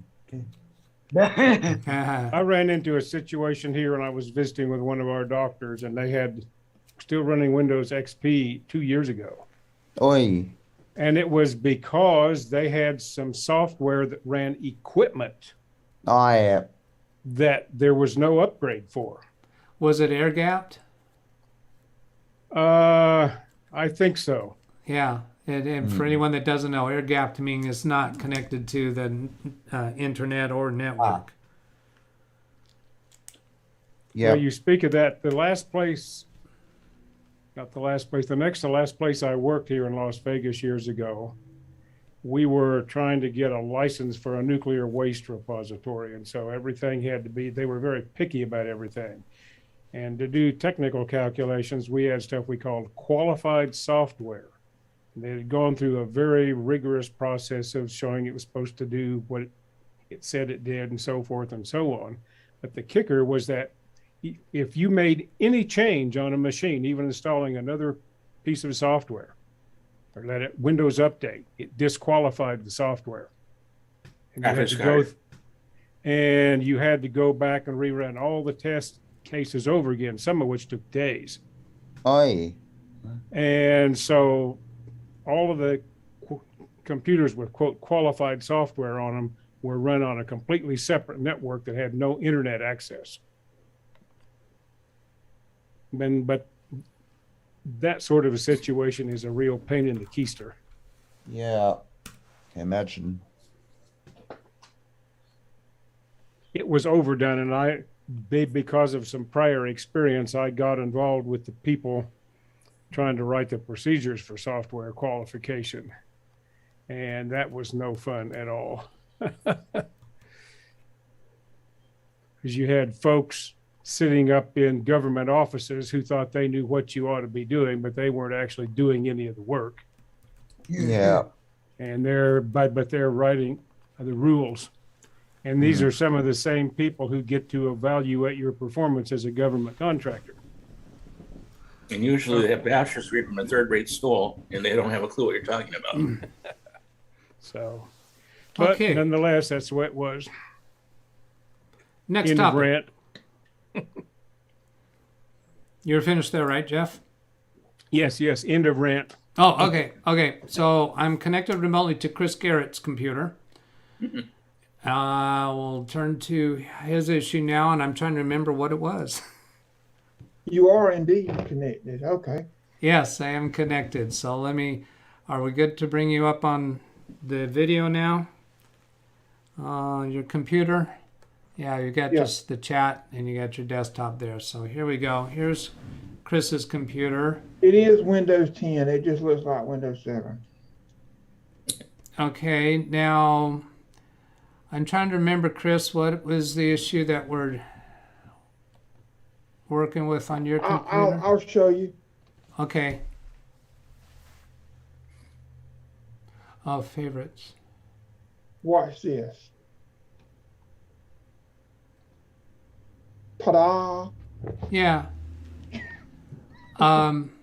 So this is the favorites bar for Microsoft Edge. They doubled. I'm deleting them. You're This is coming hitting up. create a shortcut right next to delete if you're like me. I fumble fingers that a lot. I'll leave it alone. You were messing with it. I'll leave it alone. All right. So let's bring up Microsoft Edge. I haven't got them configured yet, so just a Let's few of them. go to a new tab so we get off of the video. And we're doing this through Teamviewer. Then over here for profile 1, so you're not signed into Edge right now. No. Okay, now, so we've got a Windows 7 looking start button, but you just told us that this is Windows 10, I think you said. So I'm going to do a WinVer and Windows 10, 21H2. Okay. And then Windows key, and then sign in options. Sign in options. Your info. You're signing in with a local user account. It's an administrator account. And then there is a Microsoft account that your computer knows of.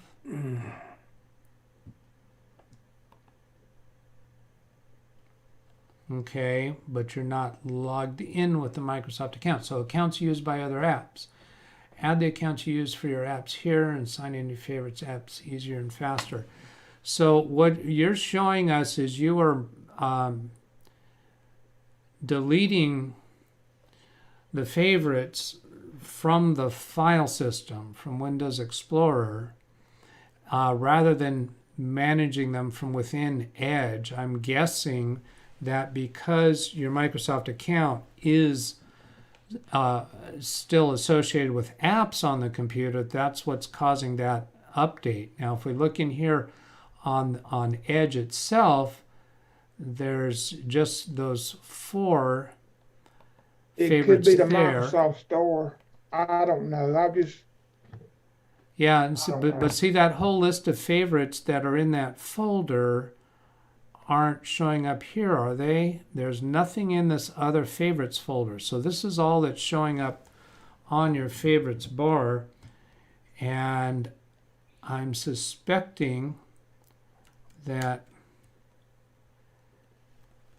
this folder is associated with your Microsoft account, even though you don't have Edge currently signed in or synchronizing with it.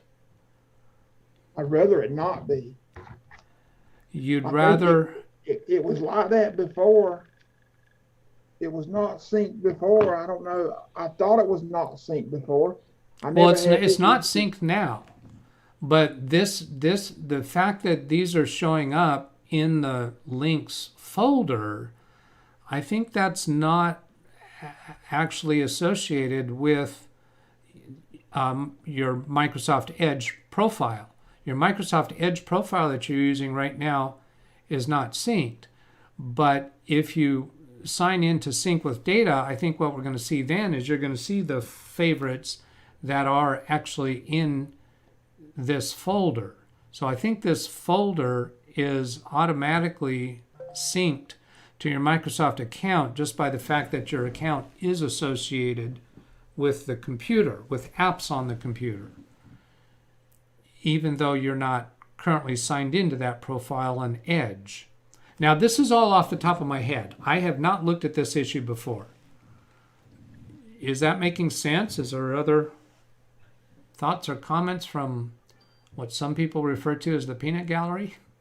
Internet Explorer, would that be an issue? It does, but I've never used Sync in Edge or in Microsoft account. I use local account. Well, you have the Microsoft account associated with the computer. Yeah, I only use that for Microsoft Store. For Microsoft Store, okay. But the fact that you have it associated with the computer, Microsoft Windows uses it for more than the store, I think. I think you're right, Doug. Say again? I think you're correct on that front. Yeah. When I added my Microsoft account to my Windows 10 laptop, it did everything. I'm going to try Internet Explorer.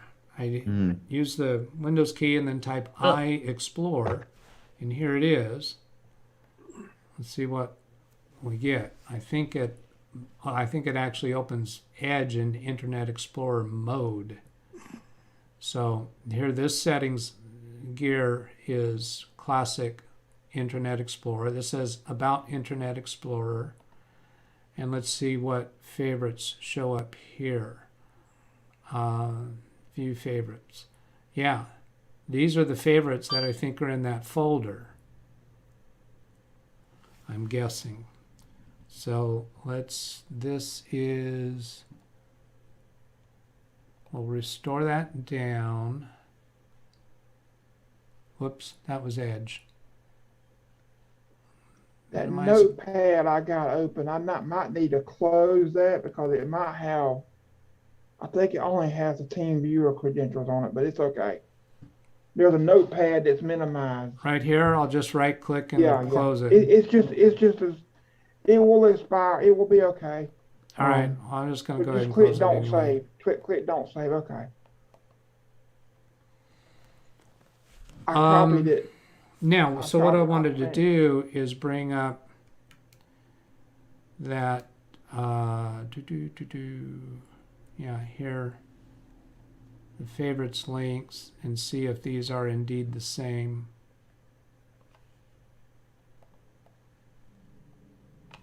I didn't want that to maximize.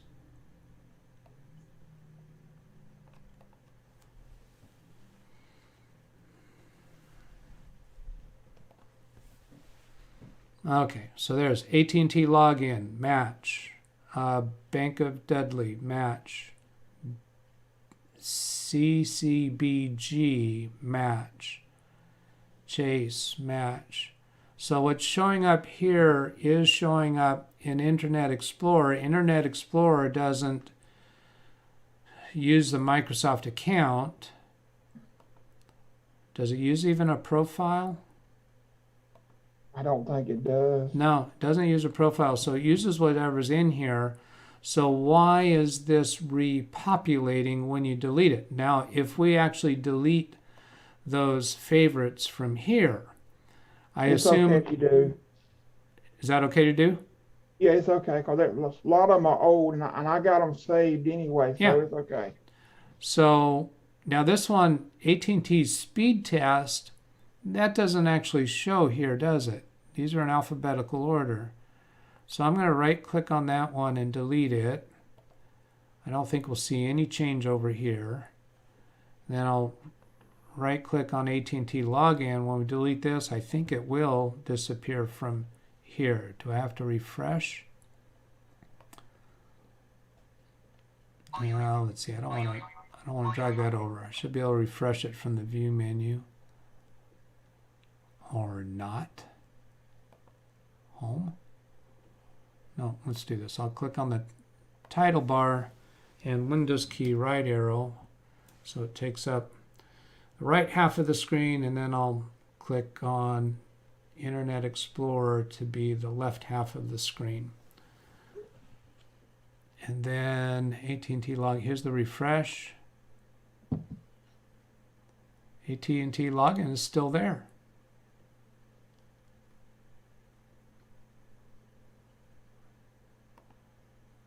Click there. Oh, and it's still here. Right click, delete, and it came right back. So same behavior as when you're deleting things from File Explorer, they come back. That's interesting. Makes you say, ah, caramba. Ay caramba, yeah. That is interesting. Why do those? Okay, how about manage organize favorites? And Oh, there's a delete option. There's a delete option in here, but I'm not sure if that will do it. I don't know either. Waiting for that to come back. It surely didn't come back as quickly. It did. Oh, it did.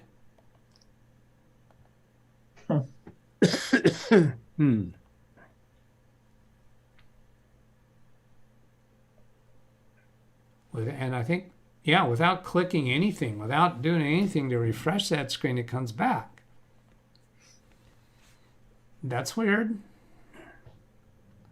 All right, so, hey Google, let's do this in Edge. Do I still have that? Is not Google.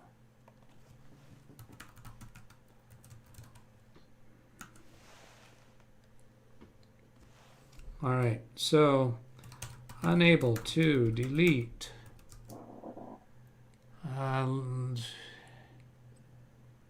Should we call it internet favorites?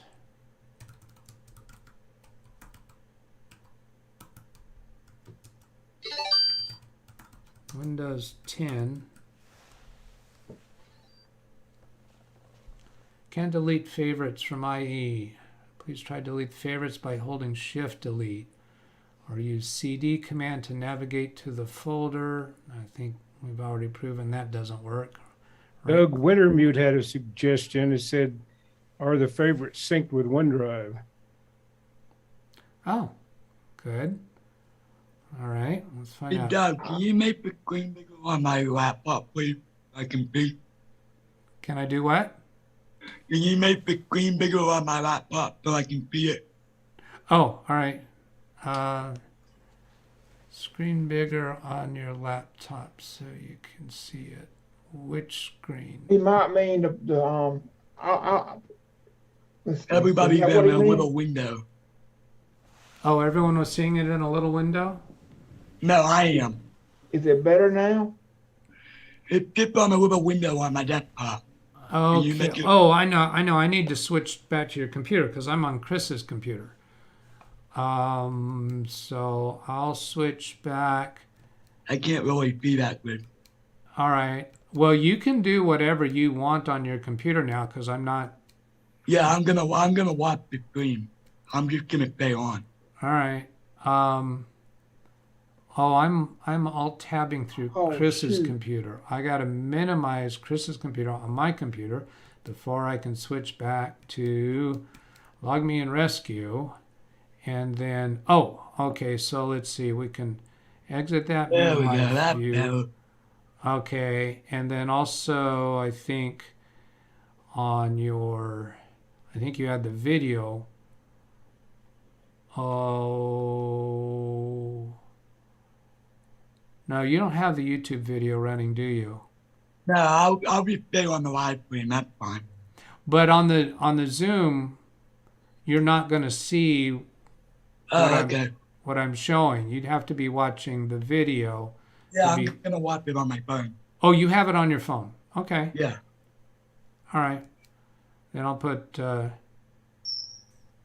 Zoom back.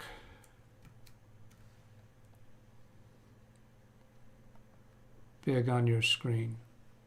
Okay. Is that good, Josh? Yeah, thank you. You're welcome. Now, coming back to Chris's computer and bringing it up here, and I'm sorry, I should go look at chat. Okay, so here's my last highlighted. John Olay Sr., sorry I got here late, 67 in Virginia, expect to trace 1 inch of snow. I reinstalled Windows, the Bronx says I reinstalled Windows 10, would not activate, bought a new key off TPM. Message said my computer, I guess, not suitable for Windows 11. This morning, Windows 11 ready message appeared. I have seen it take a little while before Windows Update will tell you that your computer is suitable for Windows 11. That sounds like what the Bronx is experiencing. Wintermute asking about OneDrive. We'll go take a look at that. That was the favorites for, it appears to be for Internet Explorer, to reply to Dan the Man.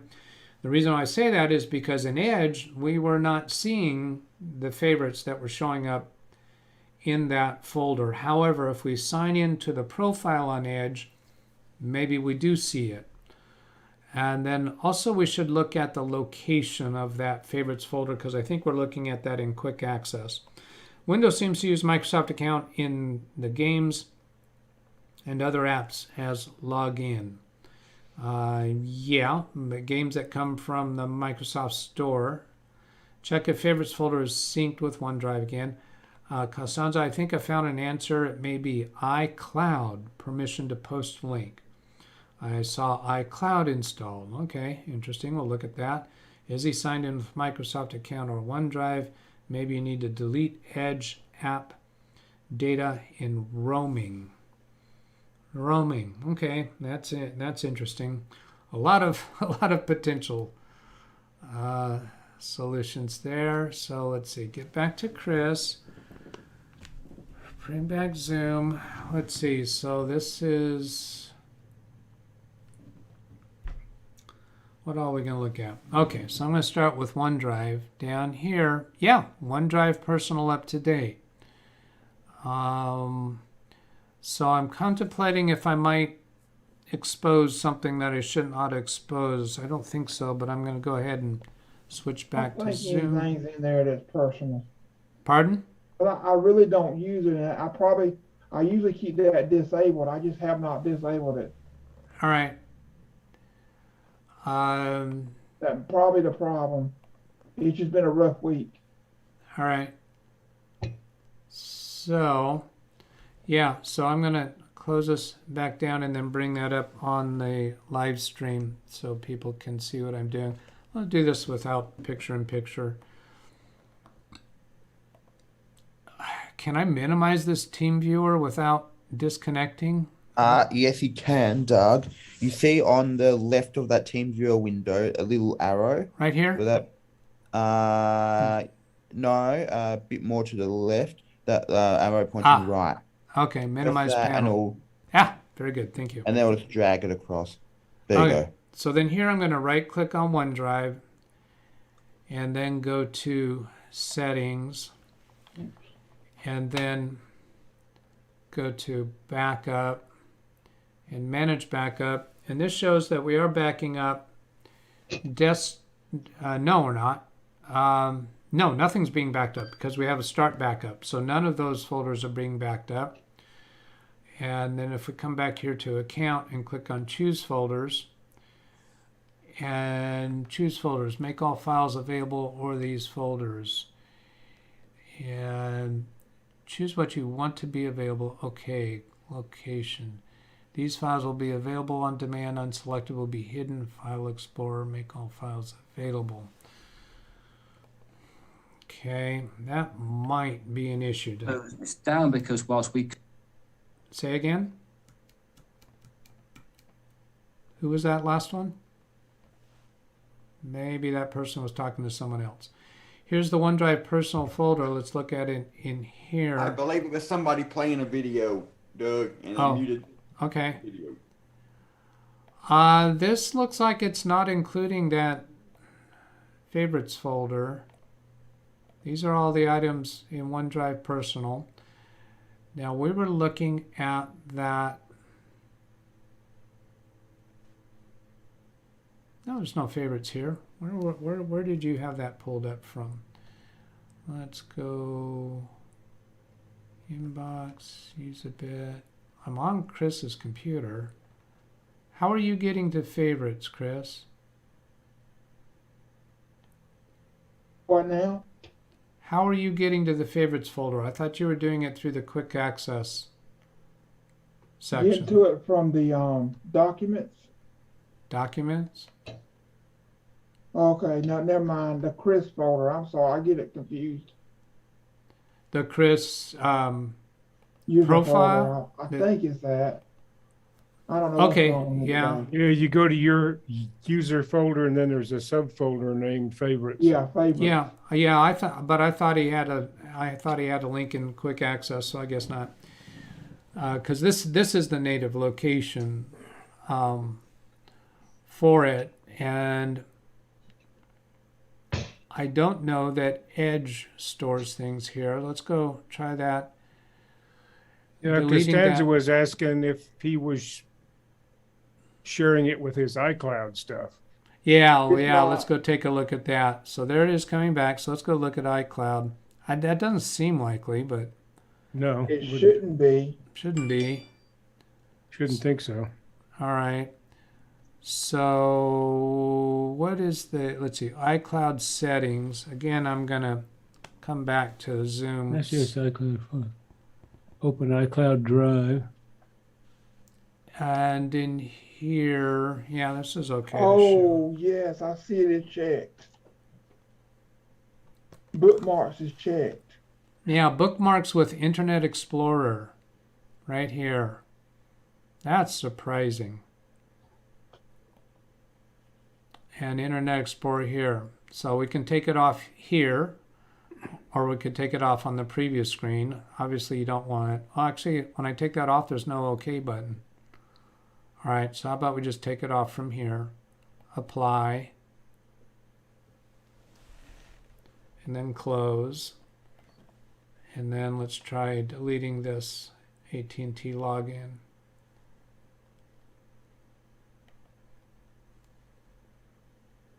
I did click delete, didn't I? You can delete all of them if you want to. Oh, this is, oh, it's no longer located. Verify the item. It's already gone, apparently. Let's refresh this. Refresh the file manager window. Okay, the first time it did delete. It just didn't refresh the screen. Well, those are shortcuts, so the shortcut isn't deleted. You can delete all of them if you want to, Doug. All right. Or Well, I can, whatever. Now that I think we figured the problem out. yeah, internet favorites are shortcuts. That's all they can do. Yep. Boom chakalaka. I normally keep, I don't know. I think I'm losing my mind. That was hard fought. So who came up with that about Costanza. Costanza? Yep, Costanza the Yeah. Mage. It may be iCloud, permission to post link. Oh, Costanza. Yeah. Let's make you moderator. Chris is losing his mind if he's using IE. Oh, he's I'm not.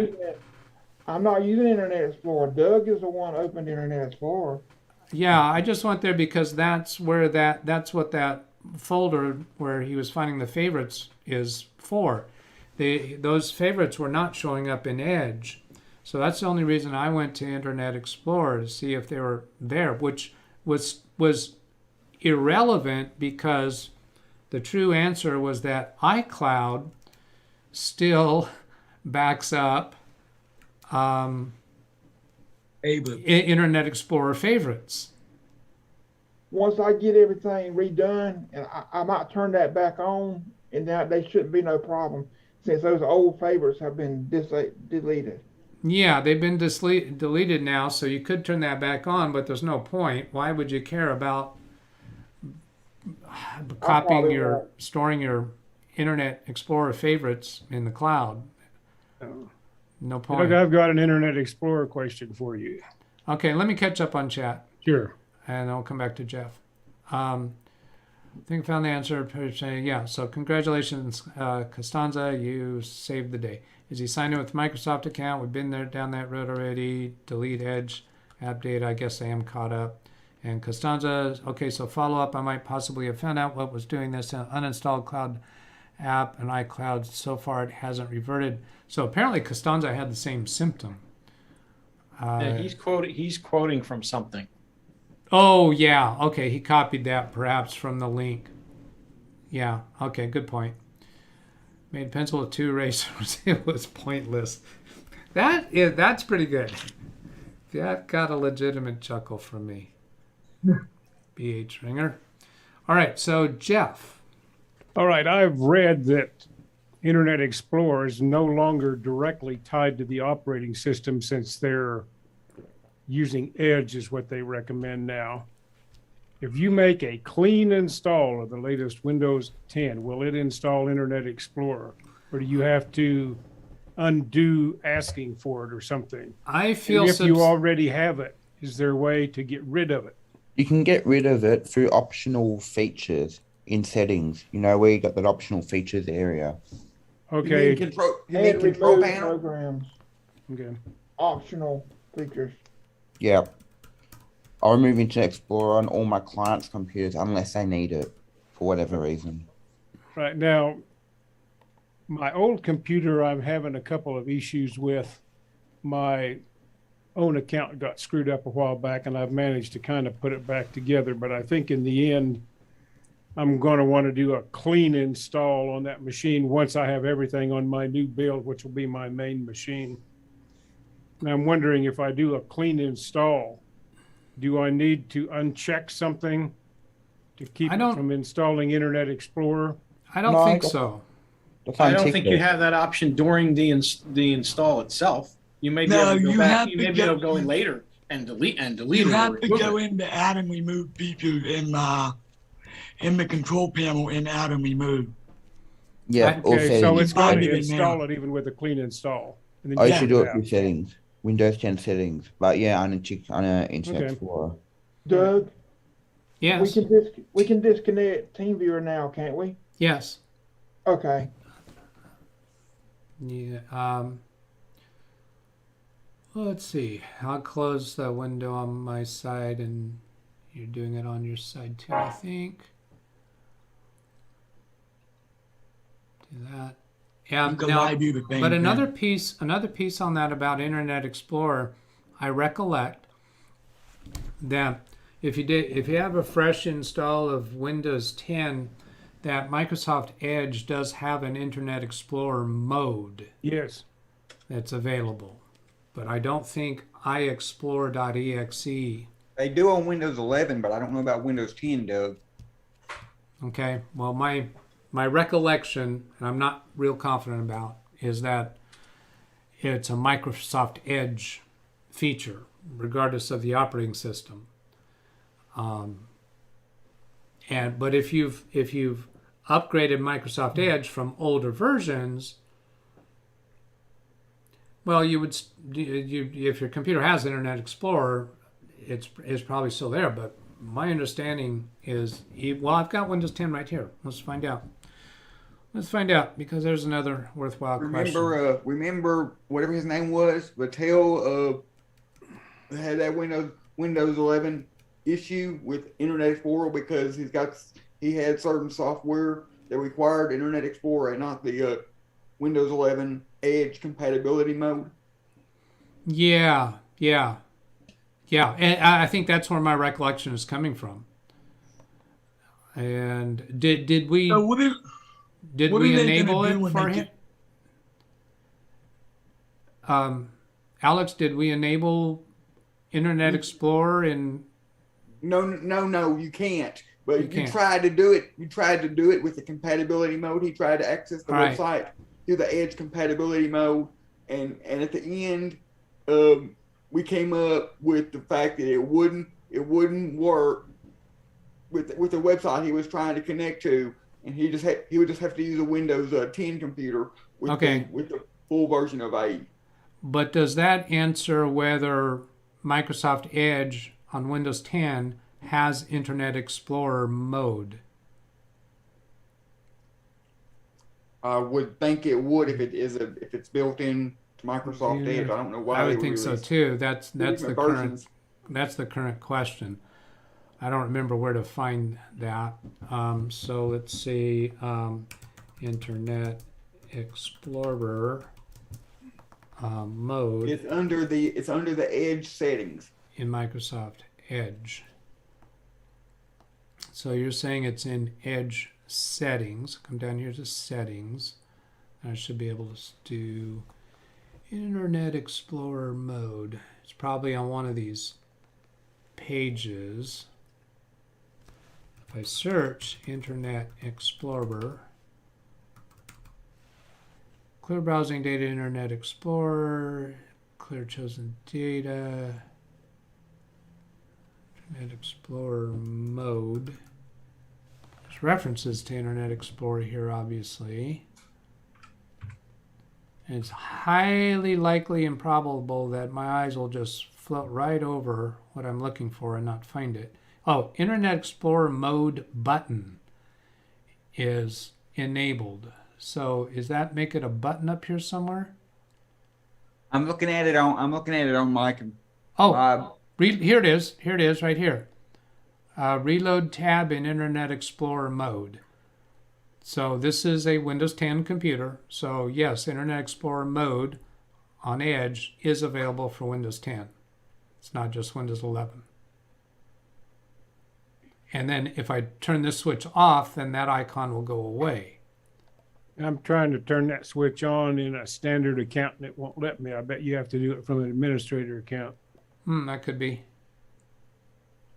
And that button is grayed out because I'm not on a website right now.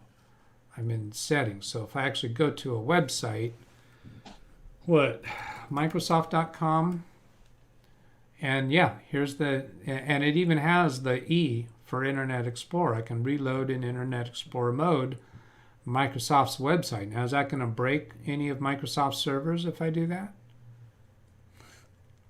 Mine. That's setting. Oh, I got to laugh. I got to chuckle. All right. Hey, is Bob Carlson in chat yet? That's Bob C. that I've been making reference to. Still hasn't shown up. We'll deal with Bob C's issue in a little bit, and I'll make note of the timestamp so that I can send him a link for the video that takes him straight to the time when we discuss that. But is there somebody else in chat or in the Zoom that had brought up a subject that we haven't got to yet? I would like your opinion on something, Doug. Oh, okay, go ahead. Whoops, everybody else is in Zoom with the exception of you and Josh has heard this before, but I just want your thoughts on it.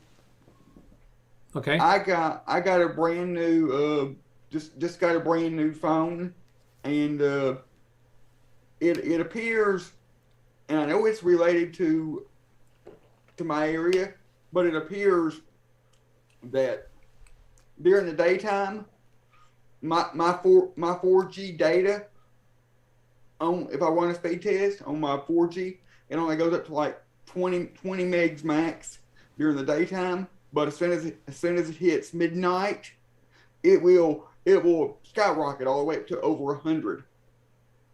For your download speed? On my mobile data connection. Why do you think that is? Is it just because the tower's overloaded and there's a lot of people on the tower, and at midnight there's not? Sounds likely. I have that in my area. Lots of people using the internet in the area, so it could be that. Is it actually? Can you actually? You said past midnight, so is it like 12:01? Is it that close? If I was to stay up until midnight right now, I can almost guarantee you right at exactly midnight, it would, if I run a speed test on the speedtest.net app on my phone, it would register, over 100 on my LTE. How many times have you tested that? Like four or five different times. Okay. That's interesting. If it is actually right at midnight, 1 minute after, then you got the high speed, 1 minute before, you don't. It's hard for me to believe that is a capacity issue, because it's hard to believe that there's that many people shutting down their utilization of the connection just right at that minute. Minutes ago when I had 30. I tested it a few minutes ago and I had about 28 to 30. And just now, but sometimes it will be down so low that it will only register five down. Okay. Now that's all from the same location. Correct. Where I'm sitting right now. Yeah. Sometimes it's 5, sometimes it's 20, sometimes, and late at night, like I was saying, it could possibly be over 100. There was one time I got 117, and I was like, wow. Is this AT&T again? Yes. My guess is they're throttling. That's my guess. They're throttling. Yeah, Until after midnight when nobody really needs it. It's probably not AT&T, but it's my service provider because I'm using TrackPhone, which is basically using my platform wireless. I'm using TrackPhone. I'm using SafeLink, which is using TrackPhone, which is using AT&T towers because SafeLink is the federal government free phone assistance program that I use. Oh, well, then one of the, you've got so many people in the middle of that one of them is throttling it. I almost guarantee it. And I'm on that boat too. If it is at 12:01, it's just like somebody threw a switch. I mean, that sounds like something that's what on it the feels. timer. That's what it feels like. Yeah. But that's only in my location. I haven't really taken my phone out anywhere so far to be able to see if it's slow or faster in other locations. I'd also be interested for you to test and see if the amount of usage you have from your phone during the day makes a difference in the speed in the evening. Like if you just don't use the phone at all through the day. I very rarely use the mobile data at home. The only reason why I've been using it is because I just got the new phone and I've been wanting to test, how fast the mobile data Oh, can. yeah. But I've got less than 3 gigs of data that have been used since I got the phone. And I'm on unlimited data from the phone and 10 gigs of data per month from the hotspot. Well, then here's another thing to look at. Why do we care? The low speeds that you're reporting is probably not giving you any trouble. You should be able to watch streaming videos fine with the lower speeds that you were telling us about. I really don't care either way because I don't use mobile data unless the power's out or the internet's not working here at the house. Yeah. But I was just wanting your opinion on Yeah, that. it's a technical curiosity, but I don't see that it's worth pursuing much. I'm with Jim. There's probably some form of throttling. There's too many people in the middle of this. I mean, for God's sake, you're going through 3 different people to get to AT&T. Somebody's screwing around. Well, I'd say somebody has a policy. Yeah. I'm not going to call it screwing around. I think they probably have their legitimate. Especially because my reasons. mom's phone and my dad's phone and all 3 of our phones are 5G capable. My mom's phone and my dad's phone, they pay for AT&T directly, so there's nobody in between. And last time I checked on her phone, she was able to get about 80 down or 80 down, and that was like during the middle of the afternoon. So as far as I know, my mom and dad are not affected because they're paying for AT&T directly. Well, there you go. There's your answer. That makes a whole lot of sense. Let me catch up here since Sam just gave us a real thoughtful in the Zoom. I happen to be highlighted on his thing in chat. What was this one about? Talking about iCloud. I'm planning on buying a new phone, Samsung Galaxy, my old however that's pronounced. Xiaomi. That's a crap battery. Chinese phone. I got kind of scared the other day that I maybe need to break down and buy a new iPhone. My iPhone is a 7, so it's pretty old, and it's about I think it's about to fall out of support. But I got an iPhone 11. I don't have to pay anything for it. All right, if I can finish my sentence, please. I'm having trouble with it charging at some places, so I think the charge port on it's a little weak. No, it's either that or the battery's finally going out. No, it's not. My complaint isn't about holding a charge. It's plugging in a remote battery that I have, and it just doesn't wake up to the charge. I think, but when I use this cable that's on my desk, sometimes I have to plug it in a second or third time before it starts charging. But I'll probably go ahead and get a new model. One of the reasons why I resisted buying new models is I like small phones, and for a while it seemed like they were Yep. just going too big. So Yep, Doug, I believe a new SE is coming out. Looks like the old iPhone 8, but with 5G and maybe iPhone 12 or 13 internals. yeah, I so like it's probably coming soon for me. Yeah, So- I went from a 6.3-inch screen on my phone, on my old phone that I upgraded from, to a 6.7-inch screen on this new phone. All right, coming back into chat. Another one from Sam. iCloud is no, wait a minute. No, B.A. Tringer said didn't realize iCloud was an Android app. iCloud is not an Android app. It reminded me because of syncing. Yeah, iCloud works on PCs, on iPhones, on Android. That pretty much works on anything. I don't know if it works on Linux. No, it doesn't. It doesn't? All right. Sounds like you're getting ripped off. You're not paying for my carrier unlimited speeds. Okay, so that's caught up. Can I turn to Bob C's issue? Let's see. Go back to here. Bob C. Yeah, this was... Mid-country. I heard somebody's voice assistant. Yeah, that was something in my background. Yeah, Bob Carlson's issue. I need to make a note of the time so I can send him a link with this. So 1:11 p.m. And that is how far into the video? 2 hours 14. And his issue, I talked about it, I believe, several weeks ago. It was on a live stream that was 6 hours long.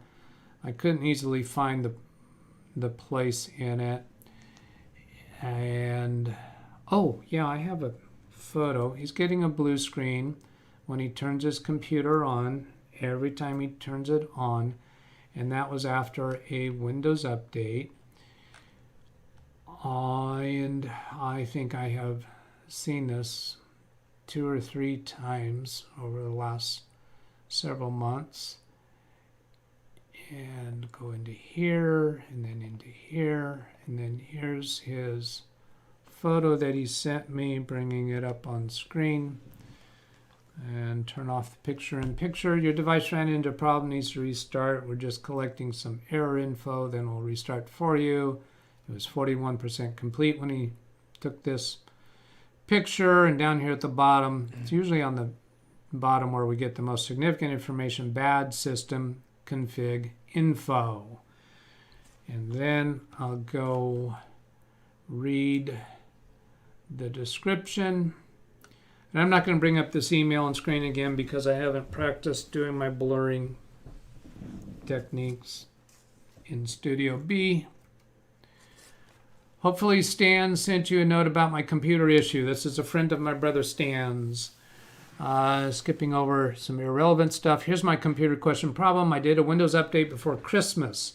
And before I took off for a couple weeks, I shut down my computer. I was given the option to let Windows continue to do the update and shut itself down when complete, or to just shut the computer down.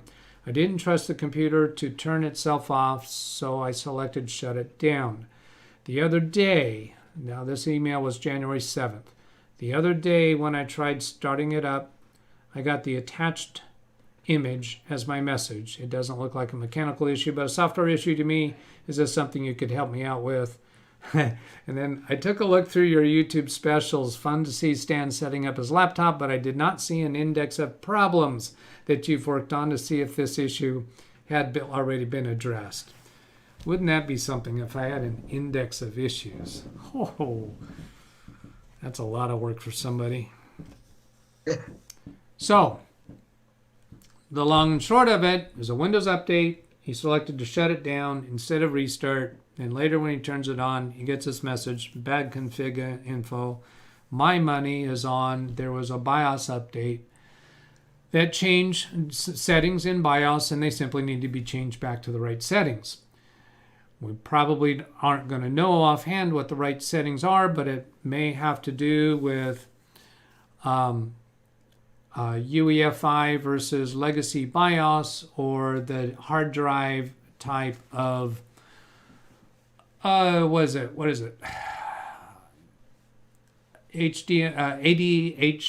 AHCI versus IDE or RAID, something like that. And possible that if his BIOS gives him the option for selecting default settings or optimized settings, that may fix it right up.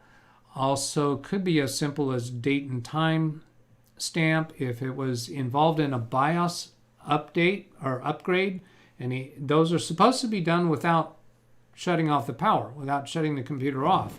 If Windows Update allowed him to shut the computer off in the midst of a BIOS update, that might have consequences. That certainly seems like Microsoft would have foreseen that and prevented that. But those are where my thoughts go. So I don't even know what model computer it is. I don't know whether it's a laptop or a desktop. So I don't have a serial number. I was hoping Bob Carlson would be in the chat room with us today and maybe even on Zoom, but apparently that didn't work out. I think he said he was going to try to, but wasn't sure if he was going to be able to. So I'll send him a link to this video at this part where we started talking about this. Does anybody else have comments other than what I already suggested? Jim? No, not really. Oh. I don't think it's a BIOS change thing. I Oh, you I don't? don't. All right. I don't see that. I've done a little bit of searching on this problem. At no point do any of the solutions talk about anything to do with the BIOS. They talk about file corruption, which may have happened during the Windows update. Well, I'm saying it because I've actually experienced that without finding Google results for it.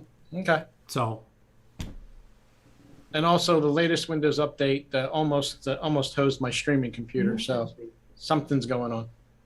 okay. Yeah, I finally got it to get into safe mode and uninstalled the update. Then I had to scan the system files. It found corruption in them. Then I tried to reapply the update. Then it seemed to go okay. Go Okay. figure.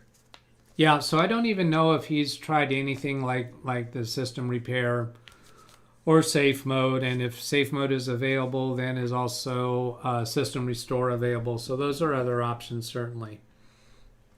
But now the reason why I was leaning towards BIOS settings is because it has the message bad system config info, and that drew my attention that direction. If it had some other message that may have taken me to a different direction.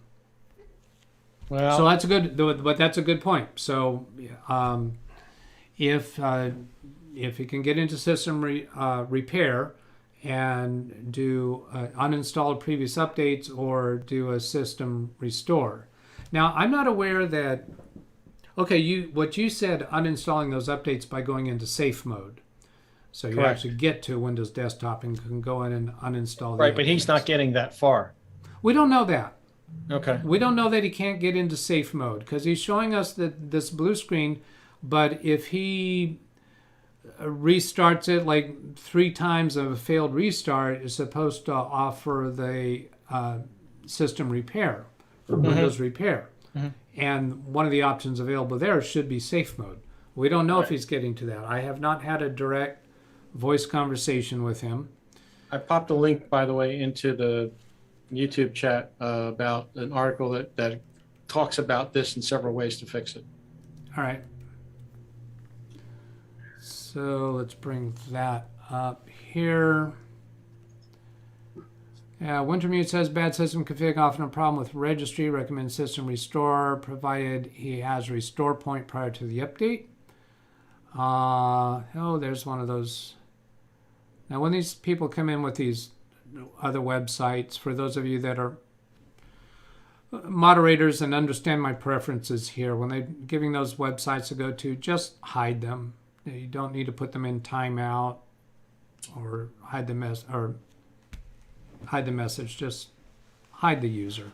I'm willing to bet that he doesn't have restore points, Doug, because by default in Microsoft's infinite wisdom, they disable system restore in Windows 10. Yeah, that's part of my regular checklist when setting up a computer to turn that back on. And sometimes I find it's off. Sometimes I find that it's on with a new computer.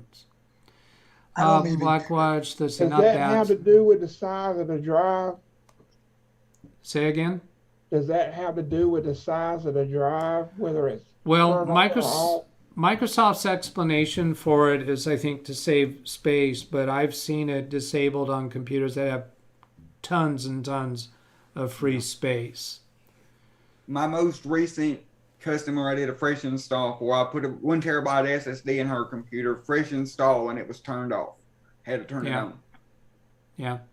Now, I don't deal that often with fresh Windows installs in the sense that I think you're describing there, because when I get a computer for someone, it's typically from a manufacturer or from some provider that's used an image that is not actually original Windows 10 installation media. All right, so here what we got. Bad system config is a common bug check error on Windows systems caused mainly by malfunctioning of the system and registry files or the boot configuration, BCD files. Some boot order files in the BCD or even some older ones may conflict with newer stable files. When this happens, the error, otherwise known as blue screen of death, occurs. Also from these, however, most messages will often have a description of what the problem may be. Rollback Windows update. Yeah, so this, I've seen this before on computers that I experienced the trouble with, and these options did not fix, but fixing the setting in BIOS did. Now, I don't know how often, what percentage of times that would be the which way the fix is. Now, one things that I've mentioned before and bears frequent repeating is a lot of these websites will throw up solutions and potential solutions when they haven't actually fixed the problem directly themselves. They want to get search results so that they make money off of these advertisements. I've oftentimes found a lot of the search results don't get me to a correct fix, and I attribute that to they're just throwing up solutions that seem reasonable or sensible, but they haven't actually done those fixes on the actual symptoms. That I'm not saying that's the case in this instance, but I've found that distressingly often, and I wind up having to turn to my own resources. Okay, so that's Bob Carlson. Done. What else do we have to deal with? Are we close to wrapping up?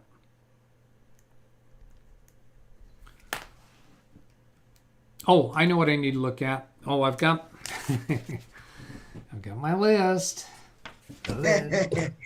And the description of this video, I added another section to it, but I think we may have already dealt with that. I'll go over here and bring this. Was it that laptop that couldn't turn on after that Windows update? I think it was. Yeah. Let's see. Here's, Bob C. So that's the one we just talked about. And then Chris Garrett, we've already been through that. Let's see, reinstall Windows. Yeah, favorites. So that's interesting that this was on a fresh reinstall of Windows, and Chris got that iCloud thing that was synchronizing his favorites. And he said that it brought in favorites, old favorites collected from over the years. So I think it's quite possible that prior to the Windows reinstall, he may not have had those favorites, but when he reinstalled iCloud, it defaulted to synchronizing favorites that were, had been just sitting there in his iCloud account for a long time. Does that sound likely, Chris?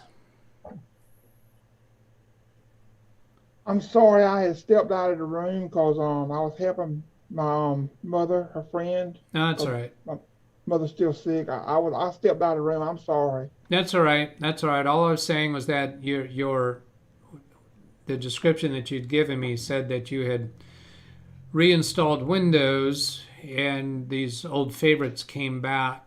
And I was speculating that maybe prior to the reinstall, you didn't have those old favorites because iCloud was not synchronizing the favorites folder. But when you reinstalled iCloud on this fresh install of Windows, it defaulted. Fresh install of Windows, it defaulted. Fresh install of Windows, it defaulted. Okay, who's That was Gary. There you go. I think that was Gary coming back in. So anyway, when Chris, when you reinstalled iCloud, it defaulted to do the favorites and brought back favorites that were very obsolete for you. So let's move on. So that's all that's in there. My list was Barb Carlson. I already dealt with that. Okay, I'll go through these quickly, and then we'll wrap up if there's no other significant content for us to deal with. These are from my week. A law office that is very conservative on spending money. They went and shopped for a computer and bought it, and I knew they were going to call me to come in. They had actually, when they called me to come in, they wanted me to connect it to their server.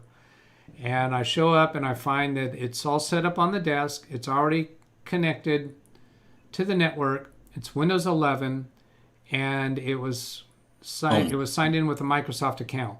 Say, oh, by the way, also, can you remove the Microsoft account?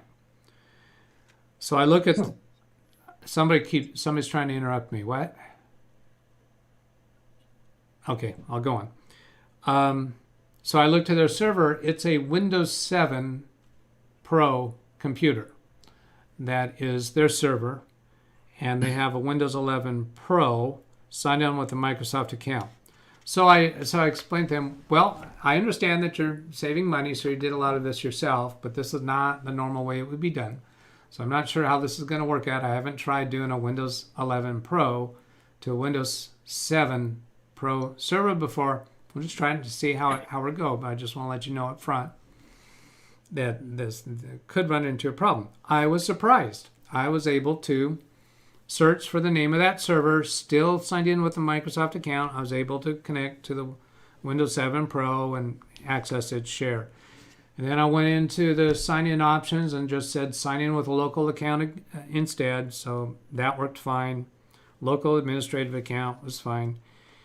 And so it turned out to go pretty smooth. Then I also had a conversation with them about October 2025 that your Windows 10 computers are no longer supported. Well, they also have Windows 7 computers that they are still using.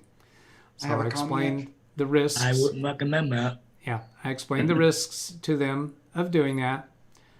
I understand that that money is tight and the boss doesn't want to spend money on it. So I just explained it to them and that we may run into troubles. And so this is I do not consider these to be tier 1 clients, put it that way. They want to do things on the cheap, and so I'm just informing them once in a while. But sure, I'll help you with that, but here's your risks. And the tier 7 clients. And and we may run into troubles that you wind up paying me money to fix. And these are the type of people who hose it up and then call you. Yeah. And I'm just when they called for this, I was driving out there and I'd saying, I just know that this is gonna have some complications. So I had this conversation with them and I felt really good about laying that that groundwork with them. Let's see. I'm gonna skip over a little bit of that and I okay. have a comment. Go ahead. So this server, quote unquote, that they're using is running on a Windows 7 professional laptop. It's not like a normal Windows server system running Active Directory or anything. Not Active Directory, not a laptop. It's a Windows 7 Pro tower. It's not a server though. Windows 7 wasn't a server. So they're just using it for a file server. It's a basically. peer-to-peer server. Right. It is a regular Windows 7 Pro operating system that has shared folders. So, and it's named server. So it's a peer-to-peer server. And it's up to date with all the updates that it got today. Well, the updates still are coming, but they're, Microsoft isn't liable to them. Are they paying? Are they paying for Windows Update? No, they're not paying for Windows Update. Okay. But there's still some updates that come through for Windows 7. Microsoft isn't prohibited from sending updates. Because I know if you have Windows 7 Pro, you could pay for the update if they charge by the year. Yeah, but no, they're not. Like I said, they do things on the cheap. So then, let's see, password required obsolete. What is this? Doug? Yeah. Is this something they could use a NAS server for? Well, again, that doesn't save them any money. The server what their usage would work fine for a NAS. Yes. It would get Windows 7 off of there. Well, they've had this for a long time. They actually have users that are doing internet stuff with Windows 7, and they're getting along. They have not been troubled. Now, when I first started working for them, they were having virus issues, and I cleaned those up. And I tell them from time to time, it's not safe. You need to at least be very, very judicious in what you do. Now, And this is a law office. It's a law office. It's. Are they not going to be subject to the same requirements as your other law office clients about HIPAA being a liability and all that sort of thing? I think there's a business size qualification to fall under HIPAA, and I don't think this office deals with medical information like the way that other law office client that's upgrading to that. I know they do a lot of immigration stuff, but yeah, I still think it's irresponsible of them. Now, Carrie and Mike Smith have talked about their contract clients. I don't have any contracts. I don't make any warranties over I'm going to protect you. I'm going to, make sure you're such and such and so and so. You're not an MSP. I do not consider myself an MSP and have no interest in that. I think working under a contract, what that contract does is it establishes the grounds on which you can be sued. I don't want to hand them the grounds under which I can be sued. So they don't want to update the 10. Say again? They don't want to update the Windows 10. Yeah, no, they don't want to update Windows 10. They're under the delusion that if it isn't broke, don't fix it. Yes.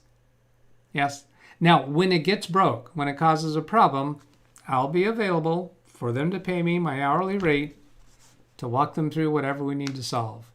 More money. Upgrade to Windows 10 for free. So why don't you just go ahead and do it? Because you can do it. You can still do it for free to this day. Yeah, I know that. They're going to pay my time. They're going to pay my time involved with it. I'm not going to advise them to do it on their own. Your fault if you do. Say again? It'll be your fault if they do it from you telling them. if I tell them to do it themselves and they have a problem, yeah, it's my fault. Yeah, I'm sorry. That's what I'm Fall saying. back on you. Yeah. Exactly. Yeah. So I do not function in an advisory capacity to them. I will answer their questions as they call me. I'll charge them for that time. And I've had that tested in court before. I've told you the story before. The attorney that sued me, and we went to court, and I presented my invoices to the judge, and the judge affirmed that I am services on demand. I'm not in an advisory capacity to them other than what they request or what they ask me about. And that's the way I prefer to work. Oh, let's see. So we could take some coal over there and make diamonds? Say again? We could take some coal to their office and make diamonds since they're cheap?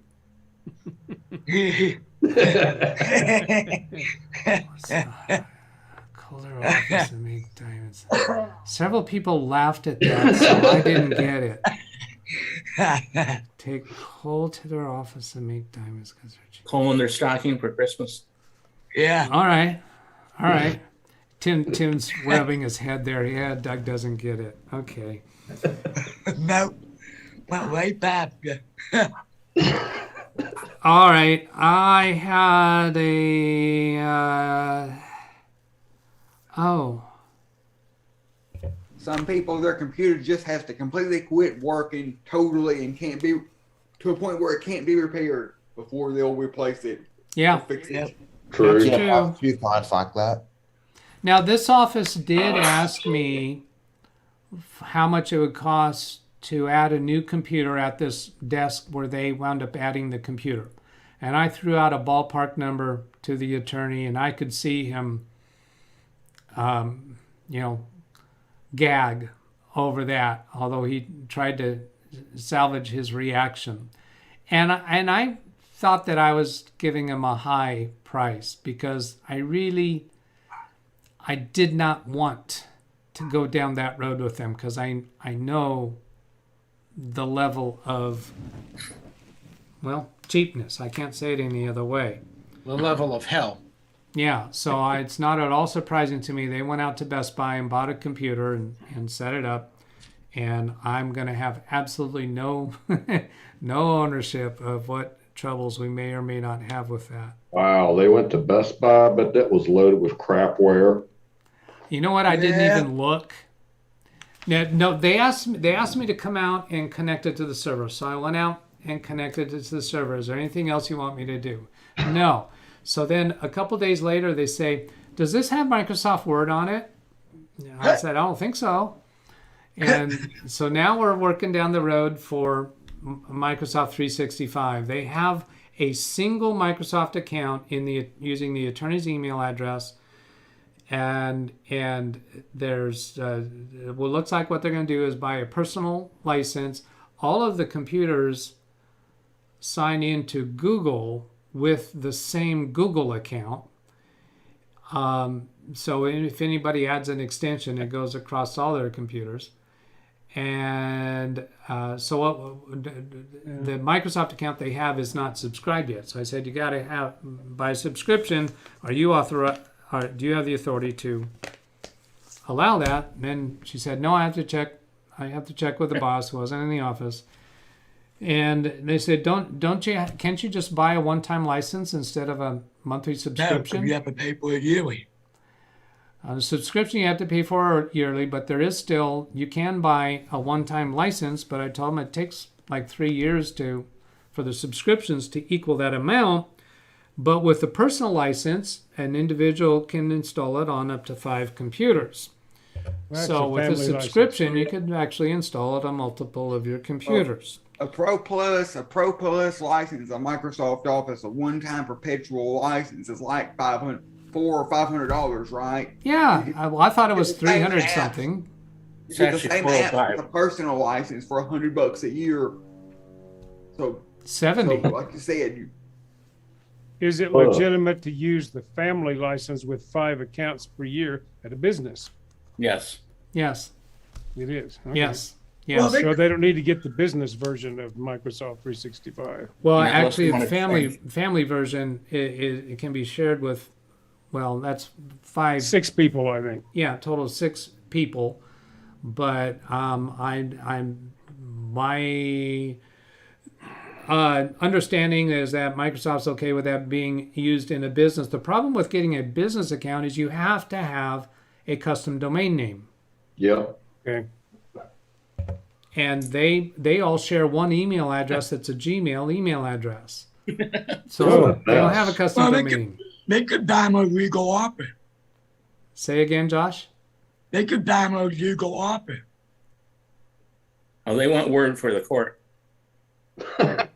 Oh yeah, they want Microsoft Word. They could use a different. You can score a minor point with this guy by telling him to go to Costco and buy it. You get $10 off the price and 3 extra months. You get 15 months instead of 12. That should. If they don't need any of the advanced features of Microsoft Word or Excel, they could just use the online version and use it through a web browser, and that's going to cost them nothing. Well, I No, they need all the told them that too, but it looks and feels a little bit different. And these are not computer people. To have a different operator, different operation on that computer, that's not going to be a good idea. To save $7 a month, and that's the way I put it to her. You could use this free version and not pay this $7 a month, $70 a year for the personal edition. And she said, no, we don't want to do that. And the That's one-time something about- license may be going away at some point. There's talk about that. Microsoft hasn't done it yet. What They have license? Office 2021, I think, is the latest. Oh, the latest perpetual. Yeah. Perpetual, and I think there may be Microsoft. I've read someplace. I don't know if it was in Mary Jo Foley's column or someplace. There's speculation there will be one more perpetual license version, and then that'll be it. And Yeah, I they'll think only offer subscriptions after that. I do remember Mary Jo saying that. Hey, Doug, Yes. aren't all their forms probably in Microsoft Word, legal forms? Yeah, I would think so. Yeah, no, I'm just saying that's a Word, that's why they want Word on Yeah. the desktop. Or a PDF. And no, anymore you're not printing, you're sending it direct to the court. Yeah, no, Microsoft Word is a very common thing, but and I'm sure they probably exchange files with other attorneys that they interact with. Yeah, and both Lexis and Westlaw are going to Windows 11. What did I say, April? But that's the legal research. Yep. outfits. Yeah. A lot of law officers are still using Word Perfect.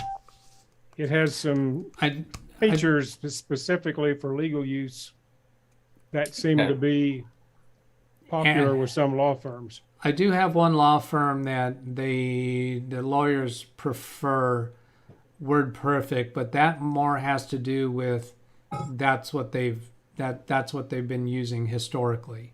I still remember the function keys. Yeah. Well, Word Perfect had sort of a niche market for a while in the legal field. Oh, definitely. Oh, they were far ahead of Microsoft Word back in the DOS days, especially. I don't know if you guys remember, but if legal offices could take one of their employees could have a free copy of Word Perfect. The concept being, you come back to work, Word Perfect. Yep. Yeah. They're like free advertising. I would still prefer it. I learned it in DOS days under a very stressful situation. I had 3 days until the end of the fiscal year and found out a report was due that I didn't know was going to be due. Went down to the company store, bought Word Perfect for DOS, and prepared 3 draft reports in 3 days, having never used it before. And all the function keys and everything were quite easy to learn. Plus, you had the template for the top of the keyboard, probably. Right. And I still like the old reveal codes thing. I actually despise Microsoft Word. To be proficient in it for complicated documents, you need to learn styles.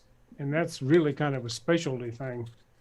Well, it takes a while it's a learning curve to go from reveal codes to styles. I mean, I've been using Word for years now. I mean, I don't do much work at home now with it, but Yeah. the last places I worked were Word shops, and we were forced into it. But Yeah. we had documents of such size. We were doing engineering reports and had a lot of attachments that were made with other software and that sort of thing. And about the time we got to a 120-page document, Word started to choke usually. Wow. It's gotten a little better, but yeah. And when we were doing legal documents for licensing this waste repository, they went to Adobe and bought their big system that lets you do all kinds of stuff, and had specialty editors who knew how to do it and all of that. We were sort of out of the loop at that point, but because Word just wouldn't cut it, you know.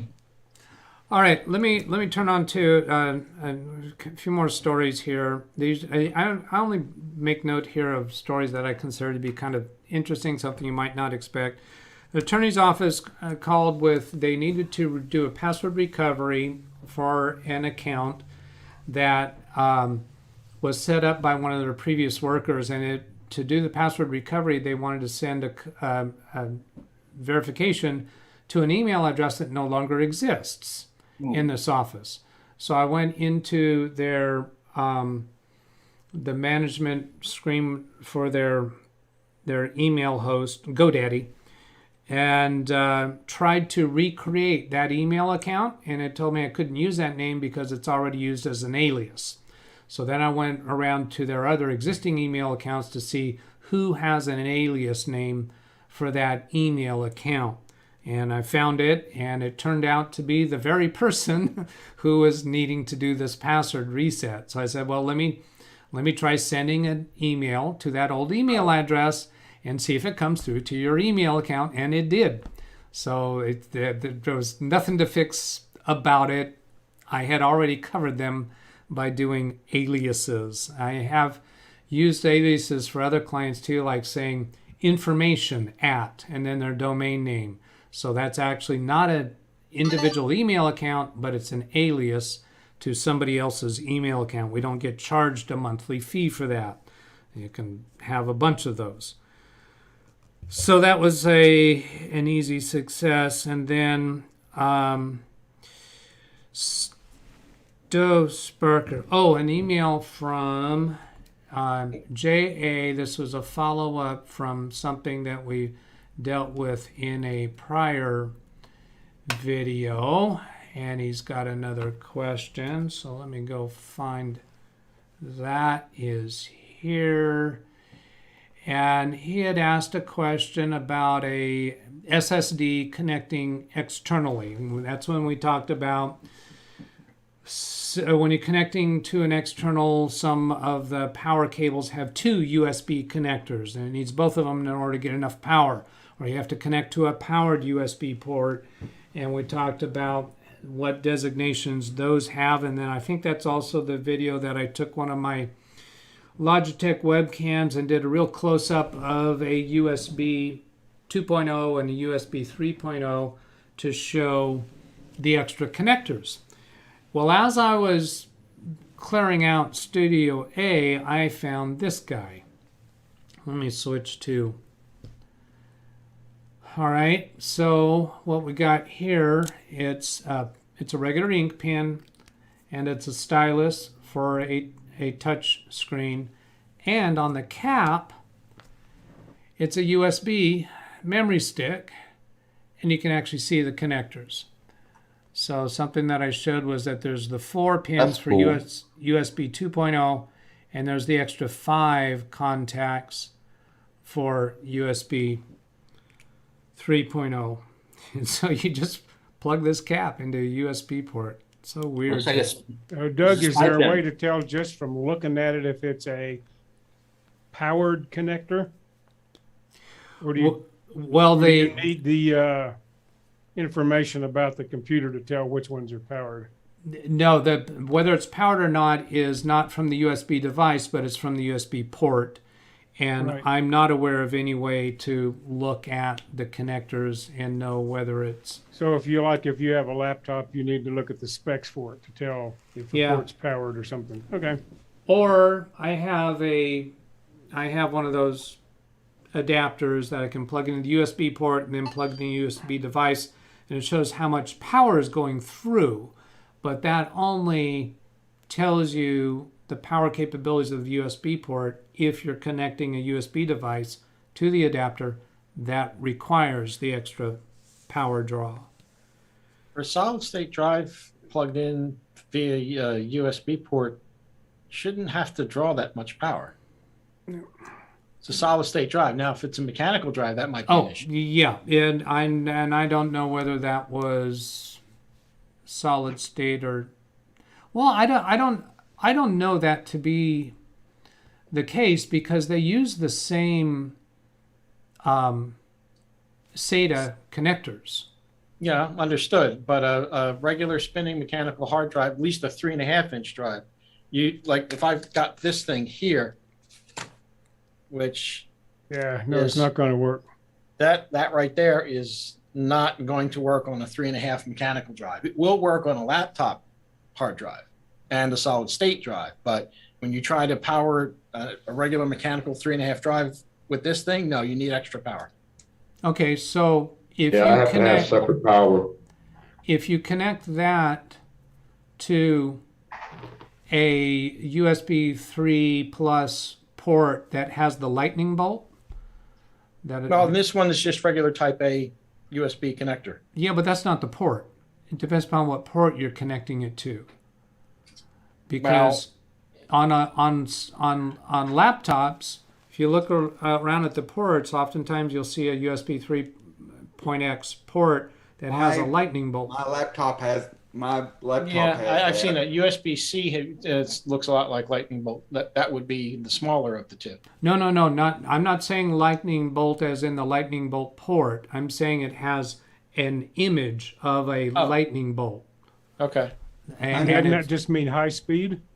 No. No, SS, it SS means- on the port would indicate super speed. but it also indicates power, extra power. It means like if I plug my external CD DVD drive into that port on my laptop that Doug's like what Doug's referring to, even if the laptop is off, as long as the battery has enough charge in it in the computer, it will provide power to open and close the Provide power DVD through drive. that port, yes. Mm-hmm. And that's I'm not certain about all the variations of labeling and the purpose of the ports, but I believe that I have seen the documentation that indicates not only more power but through the lightning bolt ports, but power available when the computer's actually turned off. And I could and I'm curious now to go prove that to That's myself. actually how one time when the power was off here, I've got a little light that plugs in that I usually have plugged into a USB port on my surge protector. Well, when the power was off, since the surge protector, of course, is plugged into the wall and it didn't work, I was able to run this super bright LED light off of my laptop plugged into that lightning bolt port, like what Doug is referring to, and actually able to use this bright light I have right here when the power's off. Now let me tell you the let's see, I think I can arrange this so that I don't have to do blurring and remind you about this person's original situation. Yes, there it is. From Jose. And yeah, so his original email. I have an issue with a storage device. I hope you can help me out. I have a 1 terabyte SSD that I have stored photographs among other files. I recently connected to my Microsoft Surface running Windows 10 via USB SATA cable. I noticed it does not appear in Windows Explorer. I've checked disk management under computer management. It does not appear there. As I do that, it says initiate with MBR or GPT. It's acting like a new SSD. My question, if I select either one, will I have access to my photographs again? Unlikely. I would not do that. we're not done. That was just the first question. Let me give you his response. Let's see, there's an email, so let's go here and grow up. Okay, so here's his next response that came like a month later after he saw the first answer. And then he says, "Thank you. Your advice was spot on and useful. I need to plug my SSD into a USB powered hub to give the extra power too." So that was his solution, is to use a powered hub. So when his adapter was plugged into a USB port that had the power that from the powered hub, it worked. But plugging directly into the USB port on his Surface did not work. The Surface may not supply enough power then. Right, through the USB port. And that speaks to what I was saying about different USB ports have different power. Now, he came up with a new question. Got to find that one. Just another reason for me to hate Surface devices. I have a Surface laptop. I won't touch one. They're a horror to try to fix. Oh yeah, I don't think I've opened this one. I don't know. No, you don't want to try. I'm not sure. Some of them you can. Yeah, some of them you can, but not I think the latest models, they're just like, forget it. Well, actually, I think that's one thing. I think Mary Jo Foley said that about there is a new model of Surface that is disassemblable. Okay, so it's serviceable. Yeah, but that model, they'd made a change there. Okay, yeah, that when they first came out, they were somewhat serviceable. Then at some point they switched to there's not a screw on the outside of the case at all. You basically have to go in with a heat gun and soften the glue so you can get the glass off. Yeah. 9 times out of 10, you'll break the glass. Yeah. So then let's go here. Here's his new email. Do I have everything protected? Yeah, I do. So here's his new question. Unrelated. I have bought 2 YubiKeys. One USB Type A. Well, I'm going to make a note of the time here. 1:56 p.m. YubiKey. One USB Type A, another USB Type C, both with NFC before the holiday season. Before I set them up with my Google accounts, Facebook account, mount my other accounts that support YubiKeys, would the YubiKeys work with devices like Roku, I think it did a typo there, RPIs, Chromecast, Google TV, etc.?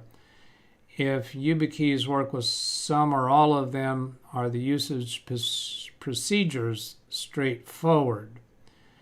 And he says, if you wish me to come on live stream, hit me with an email a few hours before. Well, sorry, remembering a specific email a few more hours before a broadcast is not within my capacity. I don't understand the question. Say again, Alex? I don't understand the question because in my experience, YubiKeys are designed to be able to plug into a Windows as an alternate security method to log into a Windows or Linux or Mac computer, but not designed for like a Roku device. So I'm having a hard time understanding why he would want to use that with like a Roku or an Apple TV, because that's something that you would not have to log into. Since that's the use case for the YubiKeys, is to be able to log in, like what a police department would use so you have to have a YubiKey in to physically in the computer to be able to log in. Yeah, so Roku, I don't have a Roku, so I don't know that there's no login, no authentication. There's not. I've got a Roku, and you basically. Roku does require you to sign up for a Roku account to download the channels and stuff, just like Google Play does, but it's not something you have to log into every time you want to use it. Once you set it up one time, you don't have to re-log into it. You can just go on there and go to YouTube or whatever. Okay. The menu. So then Chromecast with Google TV. Chromecast is the same way. You go on the YouTube app or whatever you want to watch, and there's a little icon, and you just click on. Once it's set up, you can just click on whatever your name of your Chromecast is. Okay. Path. So basically, I'm hearing the answer to, or your response to that anyway, is that it's kind of pointless to. That's totally what he's asking. The Chromecast and Apple TV and Amazon Fire and all that. That's totally unrelated. Yeah. Completely unrelated to the YubiKey. The use for the YubiKey. Okay. And then the second part of that is if YubiKeys work with some or all of them, are the usage procedure straightforward? So I'm thinking the answer there is that no, those other devices, you wouldn't use a YubiKey for them. Now, when I did a little Google search for it, I found that those, when I searched for is what devices YubiKeys support. And those other devices he was asking for were not on the supported list. And one thought that came to my mind, this is a very generic high level, and I don't think it really applies here, is that when you do a Google search and find that something isn't supported, that doesn't necessarily mean it won't work, and that there might be some kind of firmware upgrades for a particular device so that something will work that didn't used to work. But I think Alex is probably far more on point with this, that it's just kind of pointless to use a YubiKey with those other devices, that they're really for use for providing security credentials for it's through a PC. For physical security access for a computer, like what a police department would use. So you've got to have like a card or one of those YubiKeys to plug it in to the computer, and the police officer has to plug in those YubiKeys in their laptop, in their car, before they can log in, even with their username or password. So if somebody gets to their computer, nobody can access their computer without that USB device in the computer. Yeah. So you're describing employment areas where they are required. This sounds like he wants to use it for personal use. So I'm sure that they can be used for personal use as long as the services you're trying to authenticate to support that form of security. On the same page, Alex? I know you can use it for the normal Windows 10 or Windows 11 login. Yeah. There's an option in there for the security key, and that's what it's referring to, as something like that. And it also works with Mac and Linux computers as well. Yeah. I think that on a Windows computer, it uses Windows Hello to accomplish that. I think I've heard that. Haven't tried it myself. It's another form of two-factor, basically. Yeah, that's what it is. Something you have, something you are, something you know is the two factors. So in this case, it's having that key. Okay, moving on. I mentioned towards the beginning about that I had a Dell warranty service instance with a new laptop that I sold to, I purchased for a client, and did the setup here, and I think I had that on one of our videos. I shipped it to her, it wouldn't turn on, and I worked with Dell through their chat window and found it to be a pretty good experience. The technician had us go through a few things to attempt to solve the problem. They didn't work, and I said, okay, it needs a LVDS/EDP cable replaced. And I suspect that's the cable that connects the motherboard to the display panel on that laptop. Oh, and here's the one that somebody mentioned recently. Or did they send somebody out to fix it for her? Yeah, they scheduled. Let's see, this chat session was either yesterday or Thursday. I'm not sure which. And the on-site repair is scheduled for Monday. Because they were gonna have to send the part to the technician, and so Dell is usually pretty good with service. Pardon? I said Dell is usually pretty good with service. Yeah. I have experienced that in the past. I have experienced in the past trying to call them on the phone to be a horrible experience. I don't think your first level people are in America, to be honest with you, but Well, no, this person had a Middle Eastern name, but of course, I never heard his accent.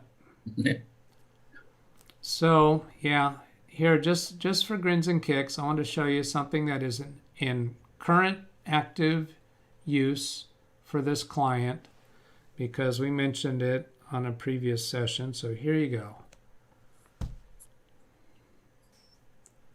Takes a few seconds for you to react. God, matrix printer. Oh my God. That's from the 80s, 90 maybe. What matrix? Those Dinosaur. those things don't die usually. They don't die. They're built The like middle 80s were even better than they were, but they were horrible. They were great printers. They still are. So Well, if you're still using multi-form Usually a lot of paper, businesses yeah, do. you have to use those. Yeah, Well- one for the shipper, one for the whatever. that's the thing I was surprised with here. I asked him, what happened is I had set up a new computer and didn't connect it to that. So I connected to that and I said, well, can you test it? So he went into his point of sale software to send a print job to it, and it's printing on plain blank paper. And prints out the whole form. They got shaded boxes and outlines and stuff, and apparently they're not printing on pre-printed forms. And I'm thinking, why are you doing this? Yeah, I mean, if you're just using plain paper, my God, replace the thing. Yeah, the printed forms are not that expensive, really. No, so I don't notice in that photo there is no continuous form. They've got one sheet of paper in there, I think. Oh my God! God's sake. Look at Oh, the I'm sorry. printing. It might be feeding from the bottom. Yeah, it's pin feed. Yeah, because he Paper is pin feed. did print out a page, tear it off, and then I think I took this picture. So it's feeding from the bottom, but it's blank paper. Yeah, it's not a good picture, Doug. I mean, it's not bad, but it looks like it's only one copy too. Also, Yeah, I don't think it is. I don't think it is multi-part. if it's multi-part, I could see the pin feed there. But Yeah. is that the one with the two reels, the 2 ink reels, or fabric? Start over. Two fabric. It is a fabric It should be one on each side, I think, for that printer. ribbon, but I didn't see anything on both sides, and I've dealt with a lot of those way back. I don't remember two ribbon. Well, no, cartridges. one is a take up and one is a feed. They used to be typewriter ribbons. Oh no, it's a single cartridge. Oh. I saw it. It's a single cartridge that you put in. So it's Right. Yeah. Here's No. the interesting thing. The reels are in the internal day- to the cartridge. Yeah. Well, them Way back in the- ladies took Way the. back in the day, I had an Epson FX 185 Impact Yeah. printer. I bought it with, I think, my first computer system. And I just did a Google search. They still offer a driver for that thing for Windows 10. Yeah. Wow. So those things Well, this are does. made like a tank. I mean, they just, Yeah, well, Windows did come up with Okidata microline printer driver, but the image of it in the printer's control panel looks more like a laser printer. That's not a laser printer. No, but it works. So, yeah. Yeah, if you're not using multi-form paper, I don't see the point in a dot matrix printer. I just don't. I'm surprised they can still get cartridges for it. Well, that was another thing when he did the test print of it. It was very, very weak, Get the WD-40 and go in there. very light. So. Jim knows what I'm talking about. Yes, I do. Believe me, I do. So I don't really understand what's up with that, what they're doing with it. At that point, I just fixed that piece and left. Well, Shake your head and get out as fast as you can. They probably paid $300 for that thing. And they don't want to get a new one. No, I don't know what's up with it. They're spending money on new computers, so I don't think it's a money reason. I'm thinking that it's I don't know, maybe some old program they're using that doesn't talk to laser printers. I find that hard to believe. I do too. Gary. I don't know what they're using it for. That they're that probably on conversation may come up later. The owner of the business wasn't there. The person that I was talking with, it was the first time that I've met him, and so I just didn't bother taking that any further. Yeah, it's probably Windows 3.11 they're running, so that's all right.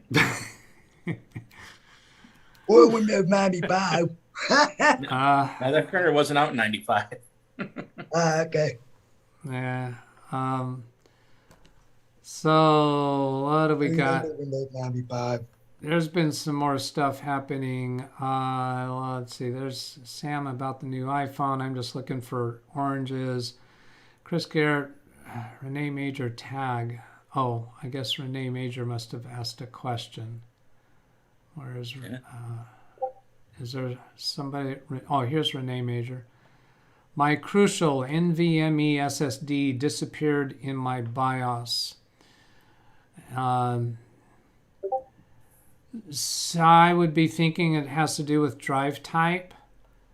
Again, back to a BIOS update that may have changed the drive type, or Renee may have changed it.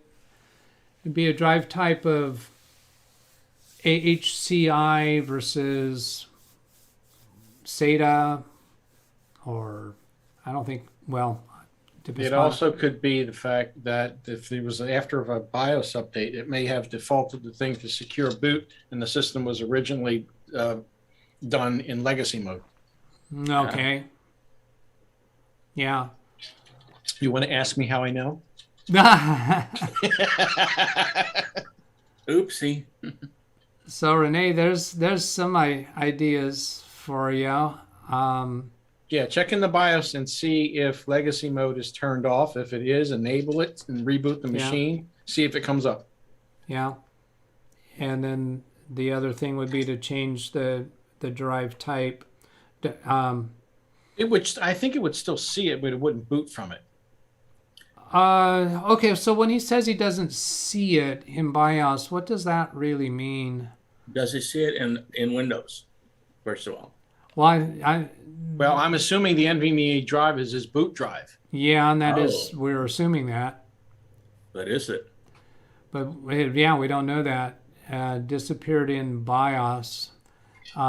So the other possibility, Kerry Holzman recently demonstrated about a drive that was set up originally as a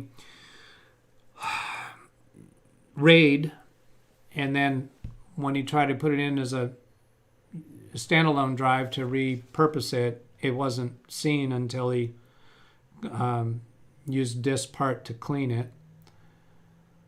So we don't know anything about Renee's history on this, the history of that computer and that SSD. All of that could make a difference.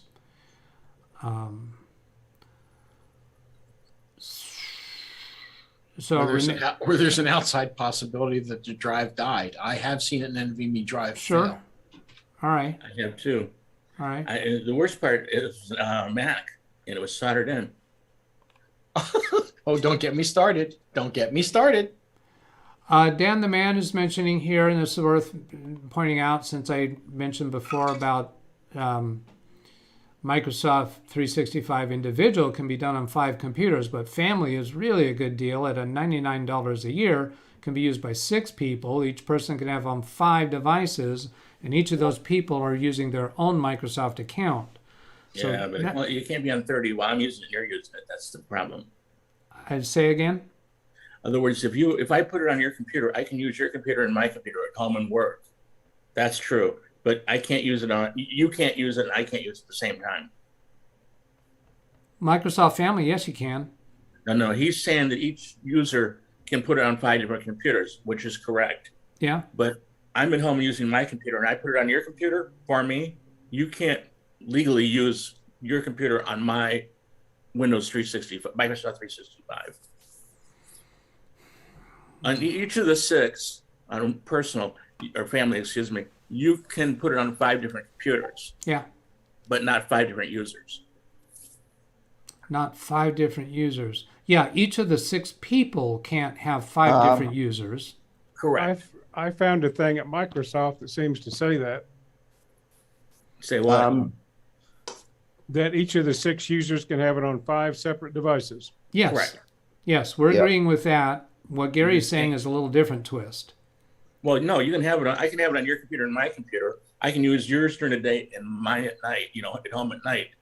But you cannot come in after me and start using my logon on your computer. No, but To I add think on what to it's that, saying is if I have 5 computers and I'm one Right. of 6 users, I can put it on all 5 of my computers and I can use it on all 5 of my Yep. computers. Correct statement. Okay. All right. But I can't. to add on to that, with all the Microsoft devices, my dad's got his own login, mum's got her own login, I've got my own login, my aunt also has her own login, and it's all under the one subscription, Dad, and he's paying for 5 or 6 users. And we can 100%. all use it at the same time with our own login. And I have my Microsoft account or Office on my Windows laptop and my Apple laptop, and I have no issues. Correct. No, but you cannot put it on 5 computers and let 5 different users on your sign-in. But I have used the Windows and Apple computer at the same time. That's truth. 2 machines with the same login. You're not supposed to. Yeah, so I think what Gary is saying is that it's not legal. It's not within the user. You can use 6, like you said, 6 users. Totally agree. You can't use 30 users on one. So you're saying if I have 5 computers, I can't be logged into my same account on all 5 of them at the same time? No, you can. You can. I can't log in to your Microsoft 365 keeps track of each computer. Right. I can log into 5 different computers. That is correct. You cannot log in as a user on one of my setup computers. So if you log in, you can't log in after her. Right. It's per You user. have It's to no big log deal. out. Oh, yeah. Well, I mean, but Yeah. if other we words, were you in a can't have family 30 plan and you have your account and I have mine, we each can log in Yeah. on 5 computers on our own account. Right. You Okay. can have, All right. in other words, you'd have 6 users, not 30 users. Right. We can have 30 computers with 6 users total. Correct statement. All right. All right. I think we all agree. Okay. Or at least I do. All right. I'll Moving just use on. Open Office and be done with it. Thank you. The Jesus. the way I understand it from a little bit of that conversation that I actually understood is that the whole mess is just a legality issue. So technically it'll work. So you can pretty much do with it whatever you want, and Microsoft won't ever know.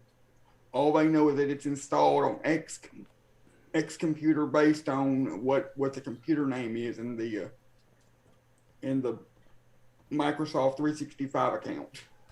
Now, all the accounts are under one name, though, right? I mean, as far as the subscription is under one name.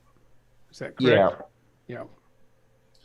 Because with my Microsoft account, if I go into subscriptions, it'll just say my dad's paying for it. Yep. It's just like my college account on my mom's computer. It says if I go into the accounts on my mom's computer, on any of our computers that have that installed, it will say this project belongs to and my school email address, because the school is still paying for it, even though because my school email address still works. Mm. I have to be young and cute again. All right. As I'm glancing through the chat, there's way too much in there worth commenting on, particularly if pointing out one line generates this much discussion. I think I'm ready to call it a wrap. And I will say one thing. Chris Garrett put in chat, who reads the user agreement? I recently went through reading a whole string of user agreements because I